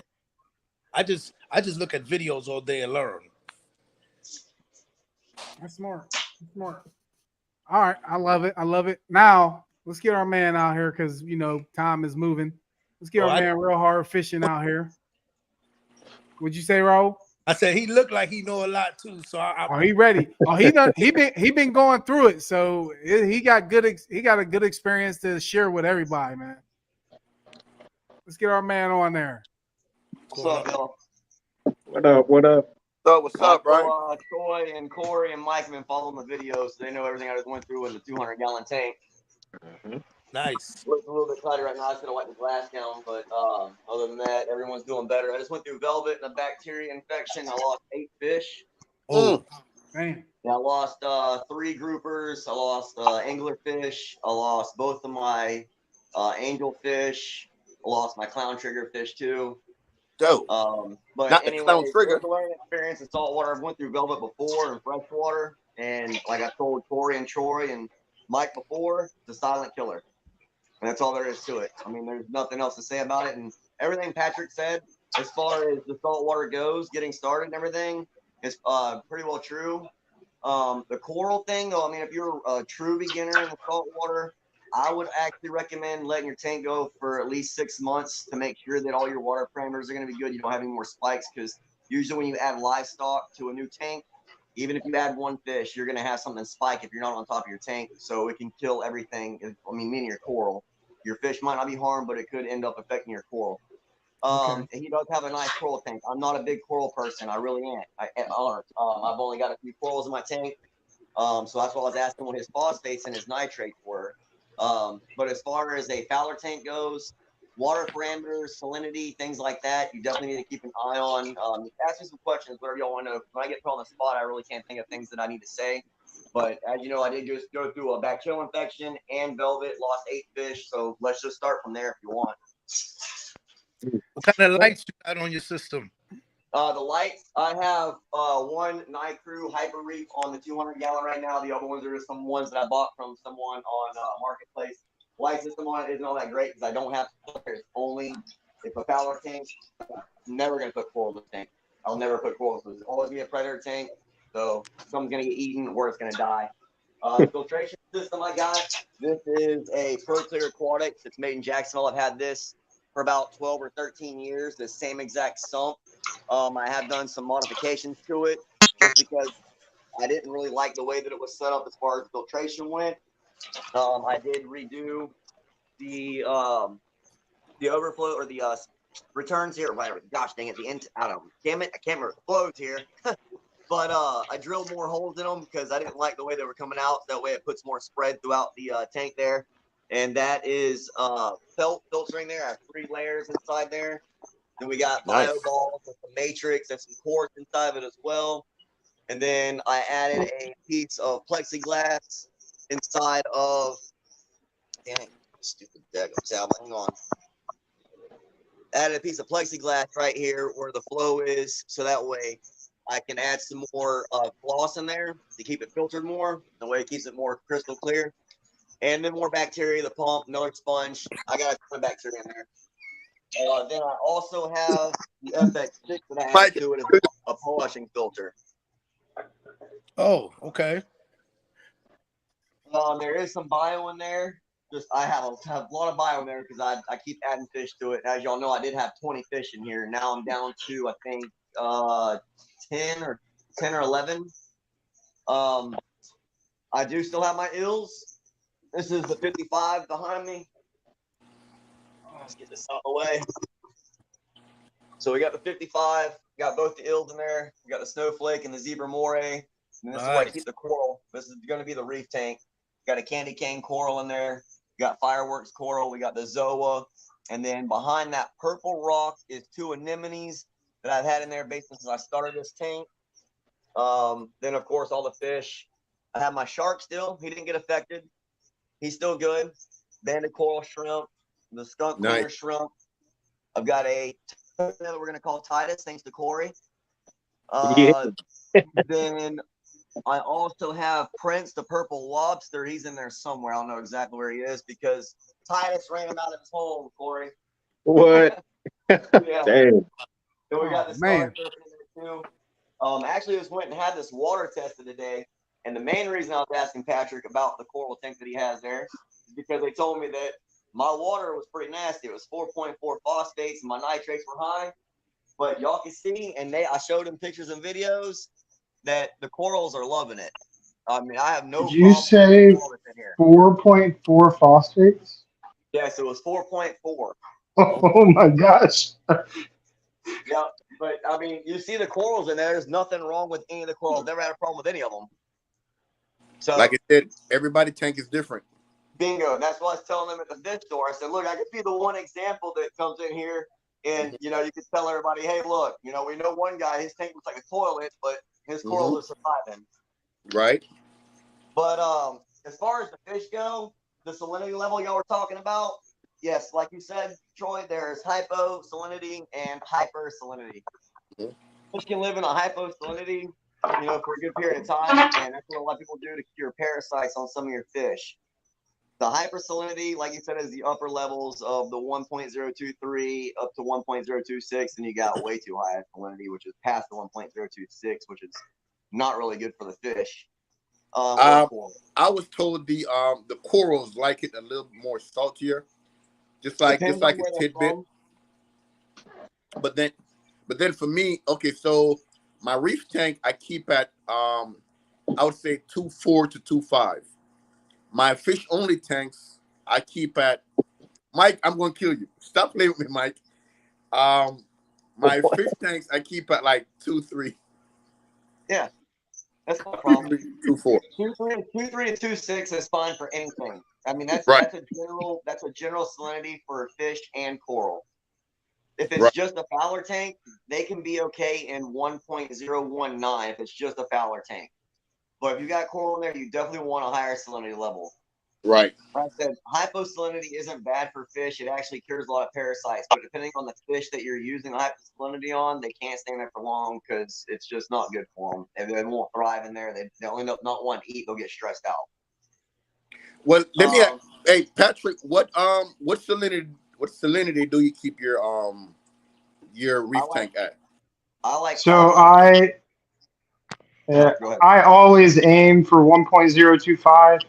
2.5. Yeah, I'm not going to deviate from 1.025 if I can help it.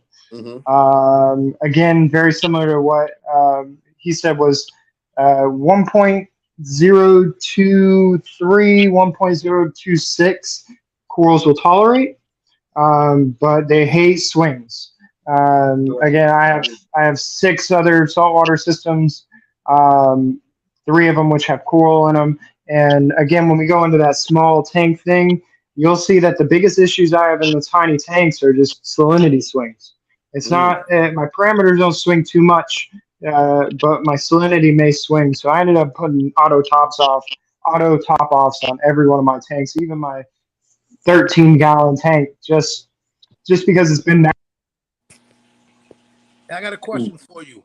You got a lot of coral in your tank, so what do you dose? What do you dose your corals with? I'm dosing Brightwell's code A and code B. Mm-hmm. I also have to dose calcium and magnesium. So I'm doing their calcium and their magnesium. I have what now? 5 large clams in there, which soak up my calcium along with all my LPS, which is going to soak up all the calcium, and the same with the magnesium for the LPS. So I'm dosing quite a bit, about 60 milliliters each of every one of them a day, just to keep up with a day. Yeah. Oh wow, that's insane. I do want to add one thing before everybody gets off of here about the velvet and the bacteria infection. That way, if anybody runs into anything like that, they kind of know what they need to do. If y'all run into the issue where one fish dies and you don't see anything, like I said, it's a silent killer. A lot of times you won't see anything on the fish until it's too late and the fish is already dead. So when you end up having that happen, there's a product, if you have a reef tank, that you can dose it with, depending on how severe the issue is. And it will work on severe issues. You just follow the directions. This is called Polyp Lab Medic. I don't know if anybody's ever heard of it or ever used it. But it is reef safe. It's good for eels, sharks. It's okay for corals. Now, I did start to use this, but my issue was so severe that I also had to do water changes at the same time. So I couldn't build up the concentration that this requires. You're not supposed to do water changes while you have this in your tank because it requires a certain amount of concentration throughout the 10 to 20 day cycle that you're supposed to use it for. But it will work. There's a few different dosages. You can do 1 dose, 2 dose, or 3 dose, depending on how severe it is. What I end up having to do, though, to cure my problem, because I had bacteria and I had the parasite in there, I had to get the eels out, and I had to get my shark out. And I also went and bought Canaplex. I think y'all seen that on some of the videos that y'all been following. Canaplex. And I also bought Metroplex. All right. So the copper I had to buy for the parasite, and the Canaplex I had to buy for the bacteria infection. Now, hey, I appreciate it. Thanks for letting us know, man. Yeah, appreciate it, brother. Appreciate it. Hey, why y'all up there laughing, bro? What's going on? What is going on? It's an inside joke. I want to laugh too. Yeah, I want to know too. Anyway, if they tried to hide it, they ain't got no poker face. They did. My man had a serious moment and they laughing. Come on now. I'm looking at him. He's dying right now. It's okay. Hey, real hard fishing, we got you, bro. We got you. But yeah, if y'all run into it, that's what I ran into. That's what I had to do. But you had to reef tank, that Polyp Lab will work. But the copper was the main savior of the tank. But I'm gonna be honest with you, gotta be careful with some of the fish in there because a lot of skinless fish can't tolerate copper. You gotta watch the copper you get. Copper safe, copper power, 2 decent coppers to use on skinless fish, but you still have to watch the dosage that you use. You still may have to pull some of your fish out. Like I did right now, I just had to take my 6-line grouper out last night because leaving him in there too long, the copper has gotten to him and his skin's starting to melt. So I pull him out. He's over here in another tank now. And I just dosed out with Canaplex to keep out any bacteria that might get inside of his skin. I just keep my fingers crossed that nothing happens to him. Hey, I got a question for Patrick. Yeah, what's up? I'm trying to get. You seen this All for One reef? So All for One reef is really good for smaller tanks that don't have, I don't know, like $6,000 of coral in there. But I run All for Reef on my nano tanks. My 13-gallon, it works perfectly fine. I mean, if you wanted to upgrade to something, and here's what I was told when it comes to dosing, right? And don't dose until you need to dose.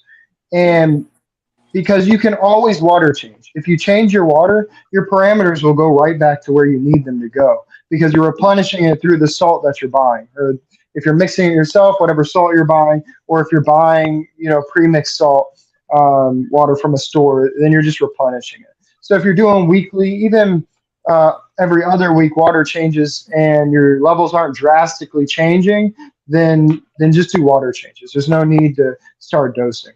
So here's a question for you. I was getting the salt water ready mixed already from WWC, and I was getting the Brightwell, but I just started yesterday or the day before yesterday mixing my own salt. I did a 50% water change, but I'm not using Red Sea Pro. I'm just using the Red Sea, the regular one. I just did my first water change yesterday with it. They were telling me, slowly increment it in there, but I just went on ahead and just made the full change. I don't see I see the corals are still doing good. I can add to that too whenever you're done, Patrick. Well, how big of a water change was it? Because if it's a minor water change, it's not going to make a real big difference. And the difference between the salts is really the alkalinity content and some of the trace minerals in there between those high-end salts and those like Instant Ocean. So yeah, I mean, if you're just doing regular, again, I don't want to get too far deep down the rabbit hole of corals and stuff just for the group because we're on more of a basic level.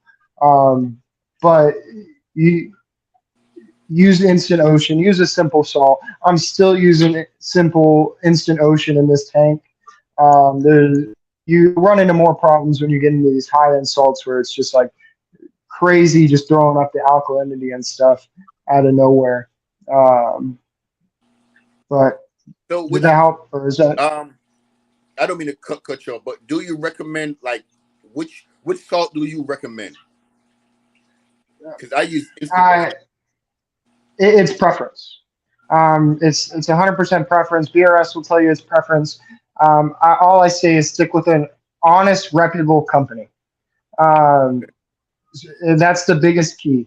Red Sea, Mariner Tropica, and Instant Ocean, I think, are some of the best companies out there for salts. Maybe Fritz. I might throw in Fritz in there. But stick with a company that's trustworthy because and I'm going to caveat to a real short story, but just last week, one of our local fish stores, they have really bad salt they use, and salt was mixing at an alk of 6. They didn't know, and 4 people in the Hampton Roads area completely crashed their tanks because this store is selling bad salt. But if you look at companies like Tropic Marina, Red Sea, they honor their stuff.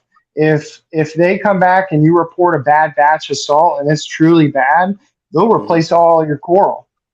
Nice. That's how honest they are about their product. Now, I don't think Instant Ocean does the same thing, but Instant Ocean's been around so long and they have such a good reputation, you don't have to worry about it. That stuff's going to mix up. They do quality checks left and right on every single batch they're taking out. So just go with the company that is honest, trustworthy, it's been around for a while, And if you're a beginner, start with the basic salts. Don't get into the pro level salts. Gotcha. Okay. Brian, which He said it all. salt do you use? He said everything that I was gonna say right there. Instant Okay. Ocean is basically the one that I use too because it's General Salt. And it's a very well reputable company. And like he said, the main difference is the trace elements and the alkalinity and the salts. And depending on the corals you have, like you said, you want to be a chemist, then you can get into all that. But Right. like he said, he nailed it. Like I said, I'm not a huge coral. I know a little bit about a lot, and I have a very good local fish store that I go to. And everything he is saying is exactly what I'll be telling y'all as well. So there's nothing else I can add to that. Yeah, that's what WWC uses here local. The only thing I can add is get your Hannah checkers. Don't slack and get your Hannah checkers. That's the only thing I'm going to add to that. Yeah, Raul said that too. That was what Raul recommended as well. Those are so what? That thing's like what, 300 to get that? No. No. Checkers, $65 for each one. You can get an alkalinity one. And then the Regents are super cheap to buy the Regents. And the thing is, I justify it by if you go to your fish store, twice a month or 4 times a year, depending on what water check you get done, you're spending $10 to $15 on a water check. You go ahead and spend $65 on the first Hannah checker that you need because when you're starting up, you're only basically going to need the ammonia, the nitrates. All right, so get the ones you actually need to start with, and then as you progress, go from there. And then also, Patrick hasn't said anything about this yet, and I haven't asked him, but I have heard that the calcium is more important than magnesium when you're starting off with your stony corals. So whenever you start with a stony coral, I would recommend getting the calcium checker. But like I said, I don't know what Patrick has to say about that. We're diving real deep into all that. I don't think calcium or magnesium checkers are really necessary until you get to this level. I didn't get a calcium test kit or a magnesium test kit until, I don't know, 3 months ago. Basics, nitrates, phosphates. That's I would say bare minimum nitrates, phosphates. Your phosphates are going to give you an indication of like why you might have so much algae or certain issues. And then nitrates, we all know why that's important. There's no reason to get any of your ammonia or nitrite test kits because you can just bring that to the fish store in the beginning and get that checked yourself or from them. So I guess I need to get. Oh, and sorry, one more that is very valuable test kit wise: alkalinity. Alkalinity. I don't know why I didn't mention that one, but that's the important one really too. Is to get an alkalinity checker, and I love the Hannah one personally. Everybody has their preference on what they use for test kit stuff.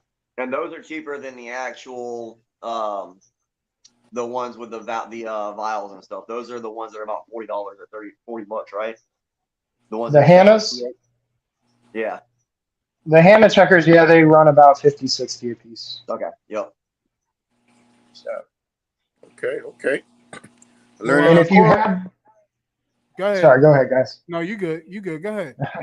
If you're getting other test kits, my advice is doing Salifert.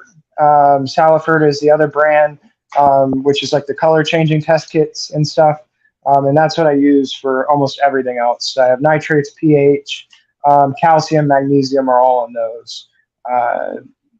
So I don't really like API. API is a nice gauge, but it's when it comes down to saltwater and you get into this, it becomes chemist level. So you're going to want to get chemist type of stuff for it.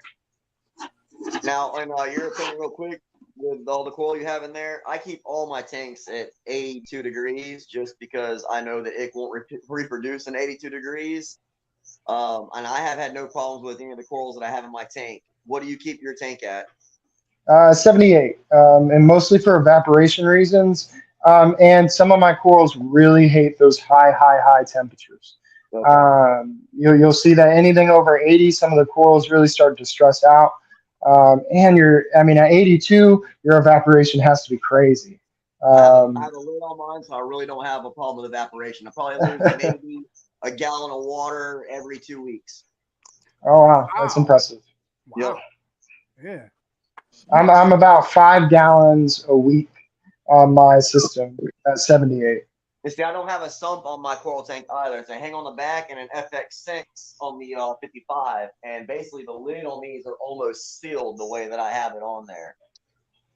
Well, see, for that, I'll caveat why that's okay there, but not okay here. Oxygen exchange is huge on saltwater, especially reef tanks, because you have to keep your pH up, and that's how you keep your pH up is oxygen exchange. And if you lid these tanks, you can't get as much oxygen exchange in there. Hence why my power heads are kind of high to cause turbulence at the top of the water. You see what I'm so saying? just yeah. It was showing that. That's how I got the return on mine, even with the lid. The lid isn't completely sealed. It's still got air coming through it, but that return goes all the way across the top of the tank. And I do that just for the oxygen. Nice. I customized that myself out of the FX6. Nice. The same thing here on the 200. I've done the same thing on the 200. And then I also had this FX6 up there returning, but that return there, I customized from the stuff over there just for oxygen as well. I'm a huge on oxygen as well. So that's yeah, big preach on that. Surface movement is a must. Agreed. Oh, look, you see mine right here. You see it. Yeah, and it helps with the light reflection too. It makes your tank look a lot better too. It makes the light reflect, and it looks a lot better to me. Mm-hmm. But Patrick, that's a beautiful tank, man. I really like that, and that's how I want my 55 to be in the future. Most definitely. Fragging or anything? Appreciate it. Yeah, So I do frag, yes. I got a question, y'all. I got a question. We've been learning about the scientific side of how to maintain the saltwater tank. Let's talk about the fish. Can we talk about the fish, right? So I was thinking, can I put a community of tangs, yellow tangs, together in a 125? Maybe like 6 of them. Can that happen? So I'll start off. I'll say yes. I have 2 in here. If you haven't seen them swimming around together, I see. Completely different sizes. That specific tang species does not necessarily school, but tolerates each other. Convict tangs are the schooling tang. If you wanted to get into an actual schooling tang, that's gonna be the convict tang. But I've seen it happen. 6 in a 125 is pretty deep. Now I'm no master on this, but a lot of tang advice in that would be you need to get them all at the same time. Yeah, that's what I heard. However, I added these 2 at completely different times. I mean, they were almost 8 months apart. So take that with a grain of salt. But I would say if you could, you should add them all at the same time. And to be honest, nowadays, get them from Biota. If you're planning on getting 8 in a 125, get them all from Biota. They're all aquacultured. There's very, very small chance you're going to get velvet or ick or any issues out of those fish because they've been born in captivity. They'll all be the same size, and it's the cheapest you're going to get them right now. Okay. I can also help out with that. What he said, yes, get them all at the same time is good. Tangs are known to be aggressive towards each other. But with the amount of space that Patrick has in that tank or hiding spots, that's another reason why I don't show a whole lot of aggression to each other as well, because there's a lot of different places that the other one can hide. And depending on the amount of space that each one needs, they only require a certain amount of territory to hover around. Now, depending on the aggression level and the amount of space another fish requires, one fish can say that, the whole tank is mine. So depending on the size and the territory that fish requires has a lot to do with how many you're going to be able to add and how many hiding spots that you have inside that tank as well. I only know this from experience and everything that I've had and I've dealt with as far as aggression goes in freshwater and saltwater. But I do know that tangs are definitely known to be aggressive toward each other unless, like you said, Patrick, add them together at the same time or like I said, have multiple different places for them to hide, or plenty of territory for each one to have its own territory. And also line of sight breaks. Line of sight breaks is a huge, huge thing when you have aggressive and predatory fish. Without line of sight break, all it takes is one fish to see that one across the tank that it doesn't like, and it's on, and it won't stop. Also, weird random fact: mirrors. Have a mirror. Mirror? Yeah, I'll show you. Go ahead and talk, but I'll show you. Let me see that. I want to see what that a mirror.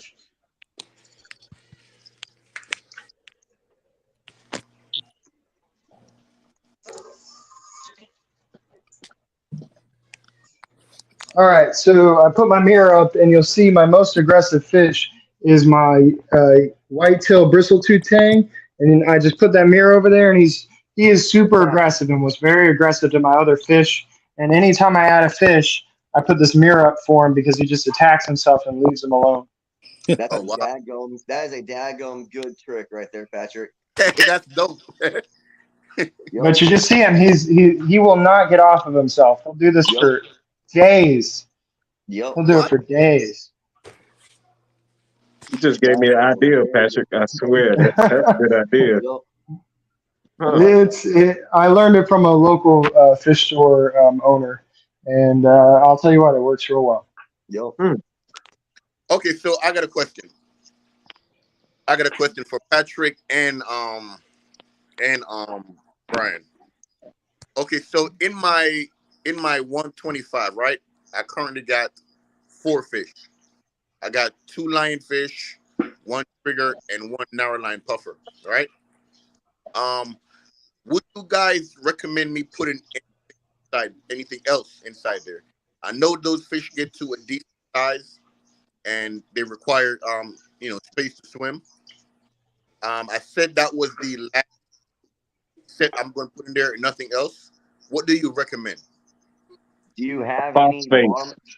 Do you have any bottom feeders, a cleanup crew, or anything? Because as far as a fox face would definitely be good in there because they don't get that big. He's right about that, and they will definitely help with algae. That's true. My fox face does a number on the algae. As far as any other fish that actually grow real big and that are predatory, as far as eating your meaty foods, with the filtration on there, it depends. Because your phosphate can get real high, your nitrates can get super high as well. And you have to do a lot of water changes. You're running into issues like I had 20 fish in my 200. So I had to keep doing water changes on mine to keep the phosphates down. You can also end up with bacterial blooms and things like that. Those fish that you have in there already are going to get pretty big, Troy. So unless you have a plan already to, move them to a bigger tank in the future, I would probably go with a nice cleanup crew. And like Corey said, a fox face. Well, he can't do a cleanup crew because he has triggers and puffers, and they will annihilate anything with a shot. And that, but I know a lot of people have said that. I've got Niger trigger, I've got clown trigger, I've got a Picasso trigger, and I've got turbo snails. I've had hermit. Well, crab. trigger's a different story, but it's his puffer that's going to be the issue. Because I was thinking about some shrimp, but I'm like, nah. And your lionfish. The lionfish is going to go after those guys as soon as I put them in. I was thinking about crabs, but I'm like, nah. Then I got that puffer, like you said, that's going to go after that. So it's like, I'm gonna be honest with you. Look, I don't mean to cut you off. My puffers have not touched a single one of my hermit crabs ever since I've dropped them in there. The only one that I had a problem with was my huge mappa puffer that y'all see me add, in the last month. The only, and that's when I dropped the snails in there, the zombie snails. But once I moved them away from the zombie snails, they got away when they were buried in the sand. But as far as the hermit crabs and everything go, he's never touched a hermit crab. And I've got tons of hermit crabs. I had to move them out because of the copper. But it all depends on the fish. Really, honestly depends on the fish. Now, shrimp, no, I wouldn't recommend putting any shrimp in there. Shrimp, things like that, no. But the hermit crabs, I haven't had a problem with, period, in my experience. So what, like you said, I guess it depends on the type of fish, I guess. If they want to be, if they want to be assholes, excuse my language, they can be. All right. What do you think, Patrick? Again, what was the size of the tank and what you're running a sump, right? No, no sump as of right now. It's a 120, 2 lions, 1 puffer, and 1 trigger. I think you could manage a fox face, but I don't know if I go anything over a fox face. Just because you're not running a sump, your filtration isn't great. It's not. You almost need over the top filtration, right? And so maybe a fox face just to manage algae, and then everything else is at your own risk. Throwing in anything outside of that, like hermits, snails, shrimp, and just know that you drop it in and you go, oh, that's $5, and then it goes whoop, and you're like, dang, Right. that's $5. So, I would not recommend shrimp. Now, hermit crab, you can get some hermit crabs for cheap. You can get them for like $2 a piece, depending on what store you go to. I don't know about your store. The zombie snails, they can get a little bit pricey, but once they get into the sand, you don't have to worry about them. They can get away because they come out at nighttime mainly, or whenever you drop a chunk of food in there. So you don't have to worry about them getting messed with.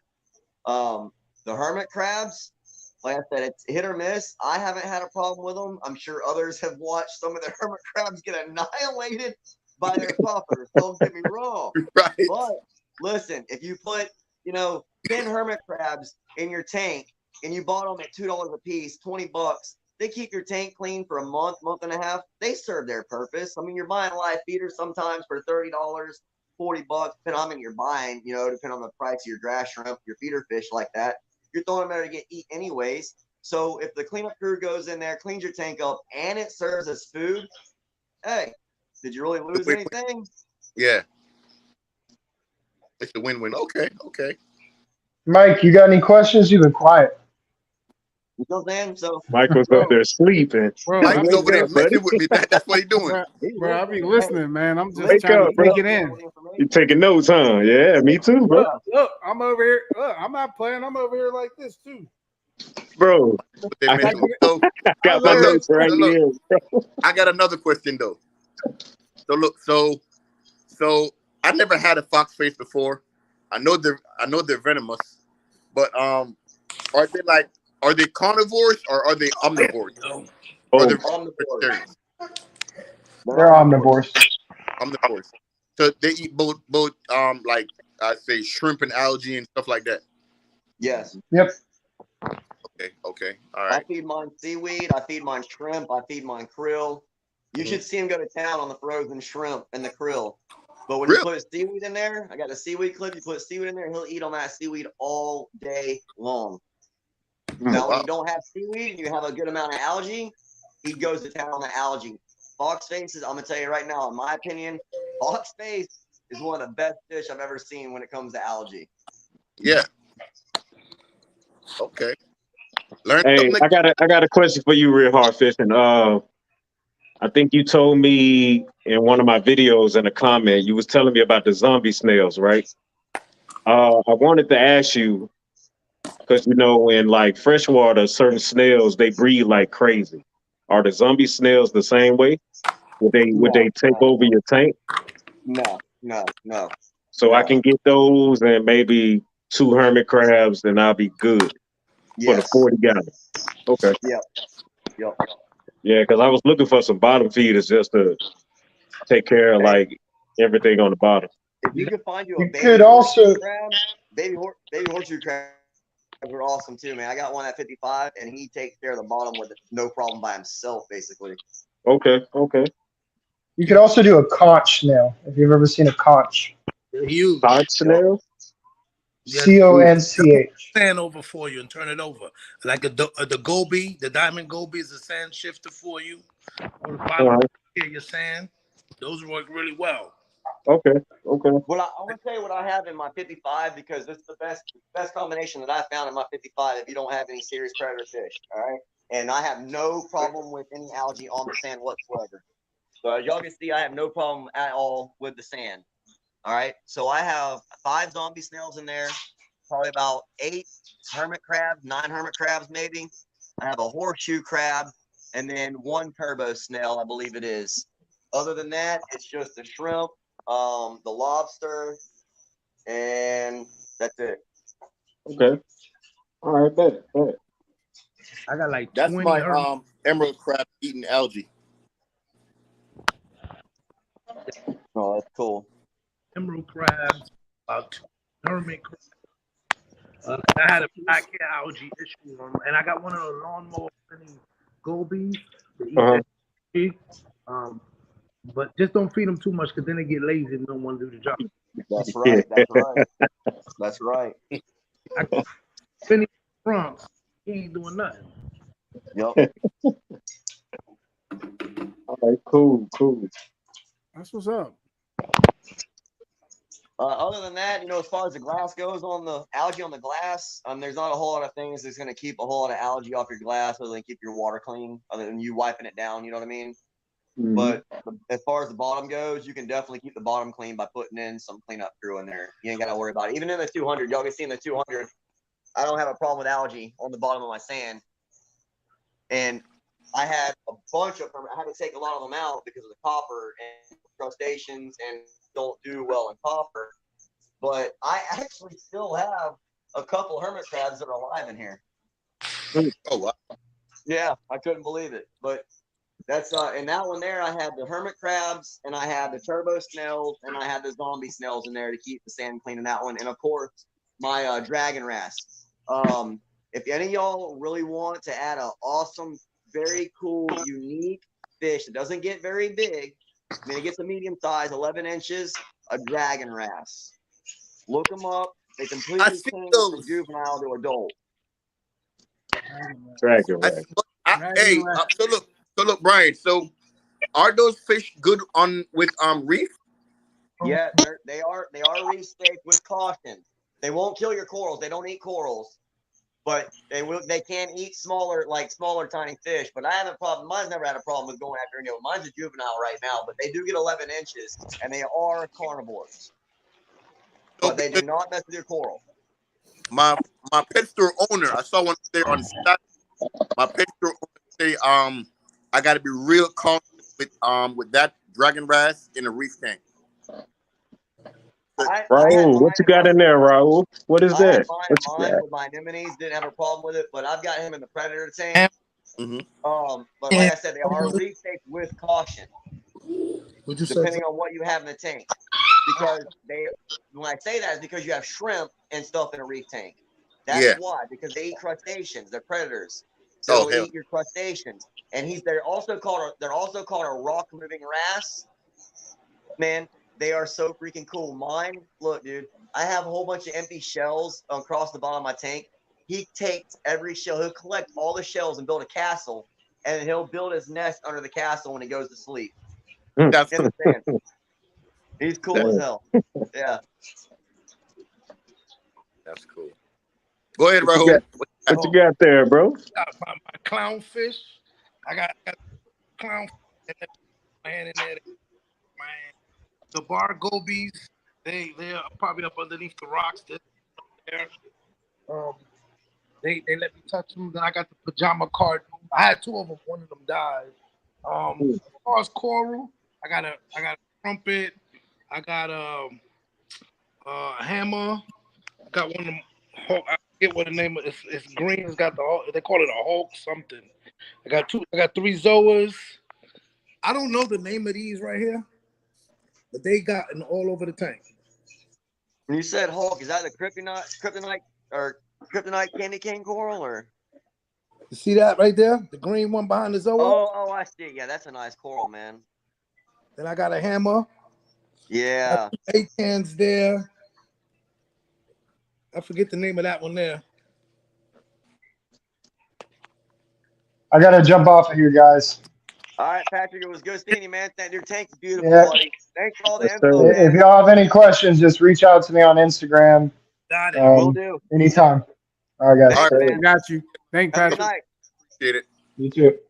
Hey, so on the lighting, I've got one of these Hydra 32s from AI Aqua Illumination, and I've got the Nero. I've got a Nero 3 on there now. I had the 5.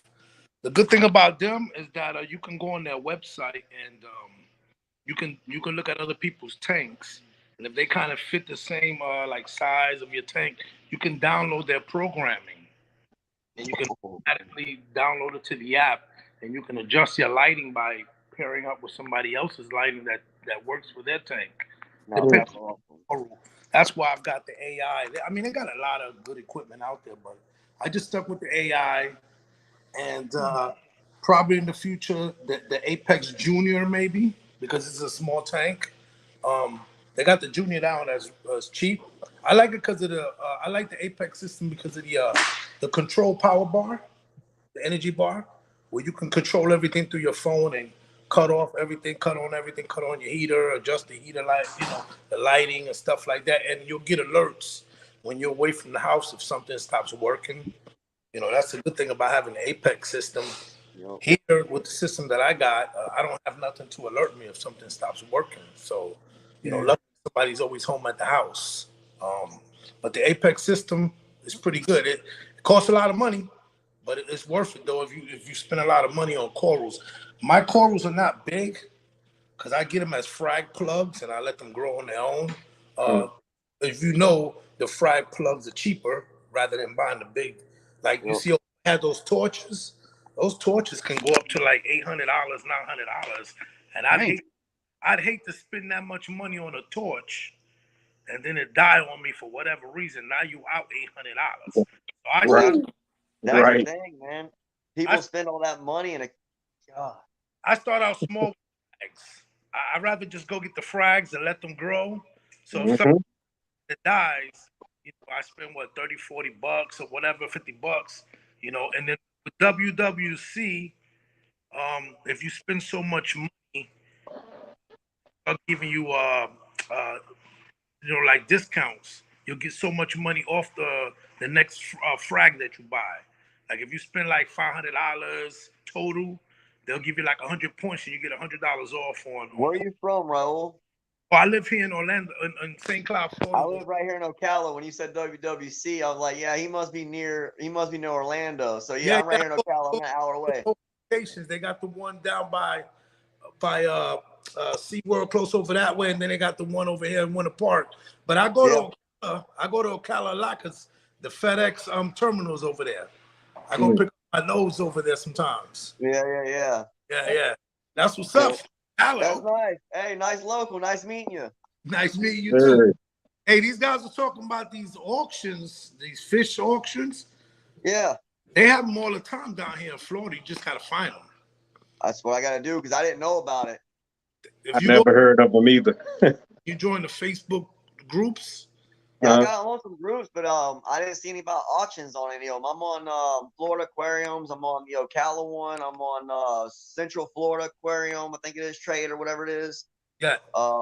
There's another quarter. They just had one down south. I didn't go, but they usually sometimes have ones in Tampa.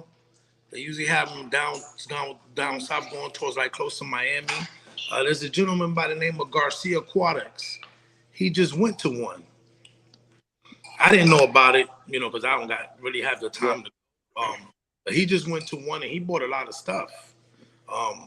That's the way to go, though. If you really, if you like buying a lot of fish, if you got a lot of tanks, auctions, man, you walk away out of there with some nice fish for cheap, and you won't spend a lot of money. Good looking out. Yeah, I got to get on there and turn the notifications on. I think it's a problem. I don't have the notifications popping up right now. Hey, just follow me on Instagram, hit me up, and then the next time I hear one, I can just communicate with you and shoot it out. What's your Instagram page? It's Raul's Aquatics and Reptiles. Doing it now. That's cool. Right now. Put it on the link or something. Put it on there. But I like Mike's tank, boy, brand new like that, starting new and cycling. Yeah, man, I can't wait to get another tank because I've learned from all the mistakes that I made on this one that I know what to do better on my next. Like, for instance, I was buying coral frags and I wasn't dipping my coral. You got to dip them clean because they could introduce a lot of parasites into your tank. That's how I got the Aptasia breakout on my tank. Was I went and bought coral from one store, and as soon as I put the coral in there, I started getting Aptasia breakout. Yep. And I didn't deal with it right away, and it started spread and it spread. And Aptasia is a nemesis on salt water because it's hard to get rid of Aptasia. I heard. Yeah. What kind of treatment you get that you're gonna find? I still got like 1 or 2 in the tank after I got rid of all my rocks because I had to get rid of all my rocks. And Have you tried the Aptasia eating starfish? Listen, I don't even want to go tell you what the different things that I brought for Aptasia. every time I put livestock in here to kill the Aptasia, they wouldn't eat the Aptasia. They eat the food that I'm feeding them. I brought starfish. I brought the spider crab. I brought the foul fish. Yeah. They didn't do nothing. Foul fish, yeah. I paid $80 for that sucker. He ain't do nothing. Oh my God. Okay. Wow. Listen, I spent so much money that I got tired and was gonna sell the tank. And my wife was like, "Don't sell the tank. Just we just went back to WWC." Here's my grandson hitting me while I'm trying to talk on. Get out of here, man. I just went on ahead and bought brand new live rock and I lost a lot of the corals that a lot of zoas I lost. So I just started all over again, and it's been doing good, man. I mean, the tank's pretty good. I'm learning more. I'm paying more attention to the. You didn't give up. A lot of people would have gave up, man. Listen, I only got the tank because wifey wanted it. The money that I've spent on this tank, the tank alone, the setup alone, little tank is 45 gallons with the light, the skimmer, the wave. So you bought it because the wifey wanted it, but you're the one taking care of it. That's how it happened. That part. I know she's gonna say something because she can hear me. Yep. Yeah, she ever did a water change before? No. Oh. No water changes. I do everything. He does. Check this out. Listen, I used to come back off the road and see algae all over the glass. I used to be like, "Damn, they clean the glass." So I went and brought one of these flipper magnets with the razor on it. You hear how she beat fish every day. That's why my phosphate is high.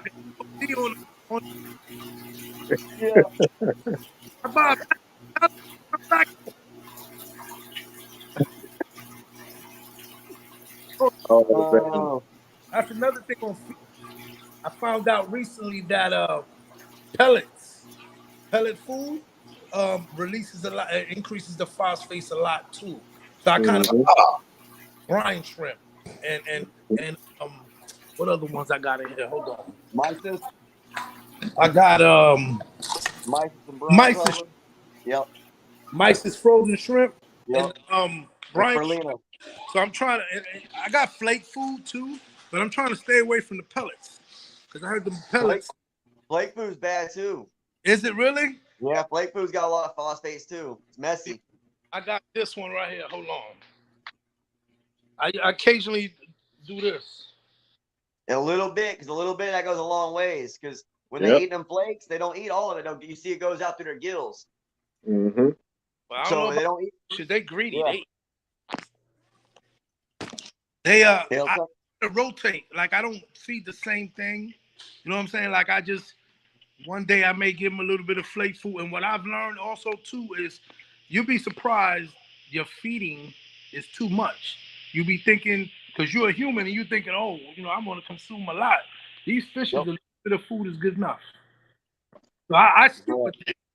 I try to go the other day and feed them rather than feeding them every day to try to get the levels under control. Because high, bro. The Hannah checker was registered blinking because it was too high. Yep.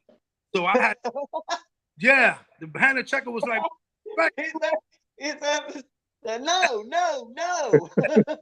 had to look at the instructions, and it was telling me that the levels are higher than what the Hannah register can register because they don't go past 9.0. So it was blinking, and I was like, "What's checker raw?"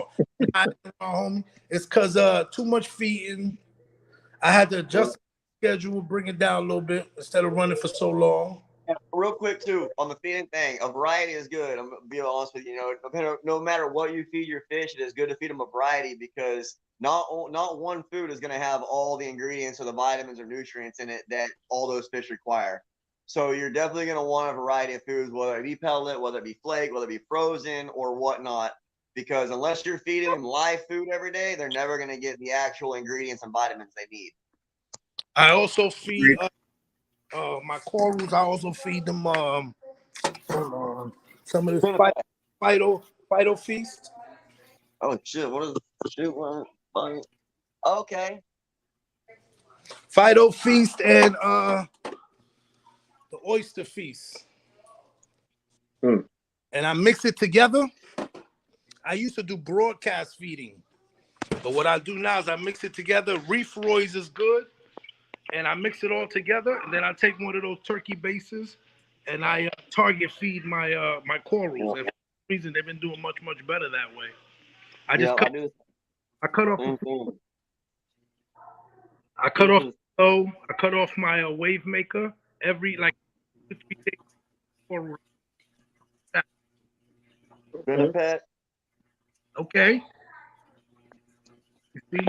Then this is really good. It's in a powder form. Yeah.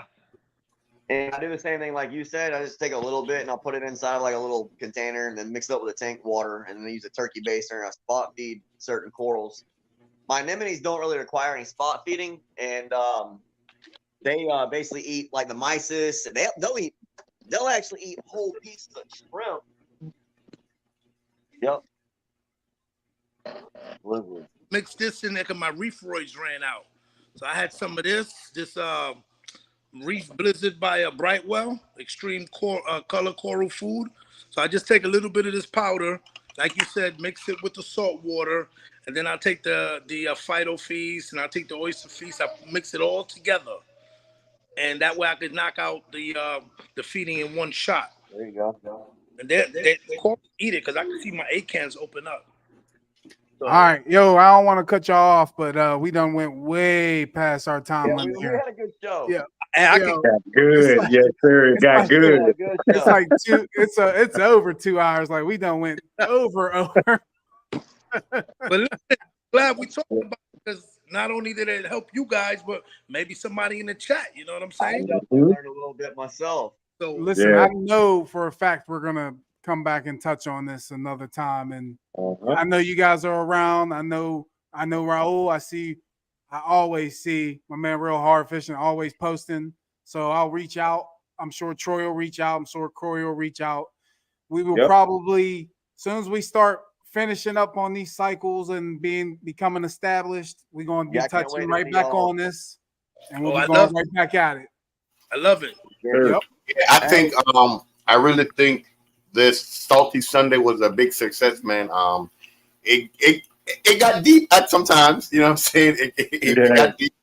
We talk about parasites, we talk about corals, talk about fish, salinity, water quality. So I really enjoyed it, and I really learned a lot from all three of you guys, Raul, Brian, and David. You guys are very knowledgeable, and of course, I always got you guys at my disposal. So I'm very grateful, man, that we had this Salty Sunday talk all about saltwater. I like it, and as what Mike said, I'm pretty sure we're going to do it again just to get some more knowledge and put the knowledge out there as well. So, yeah. And what Angie said, make sure you guys sub, man. Make sure you guys sub to everybody that was on here. Yeah, check out their channels, man. Check out their channels. I believe they both got Instagram and YouTube. Oh, yeah. Instagram. I appreciate y'all bringing me again. I always love talking to y'all. Love y'all. Y'all are great. Anytime y'all have any questions or, anything like that, if I got any questions, I'll ask y'all. But, you always know where I am. Yes, sir. Sure. Yes, bro, I got you a new follower tonight, too, man. It's good meeting you. God bless. Stay safe on the road, everybody. All right. All right. Peace out. All right, now.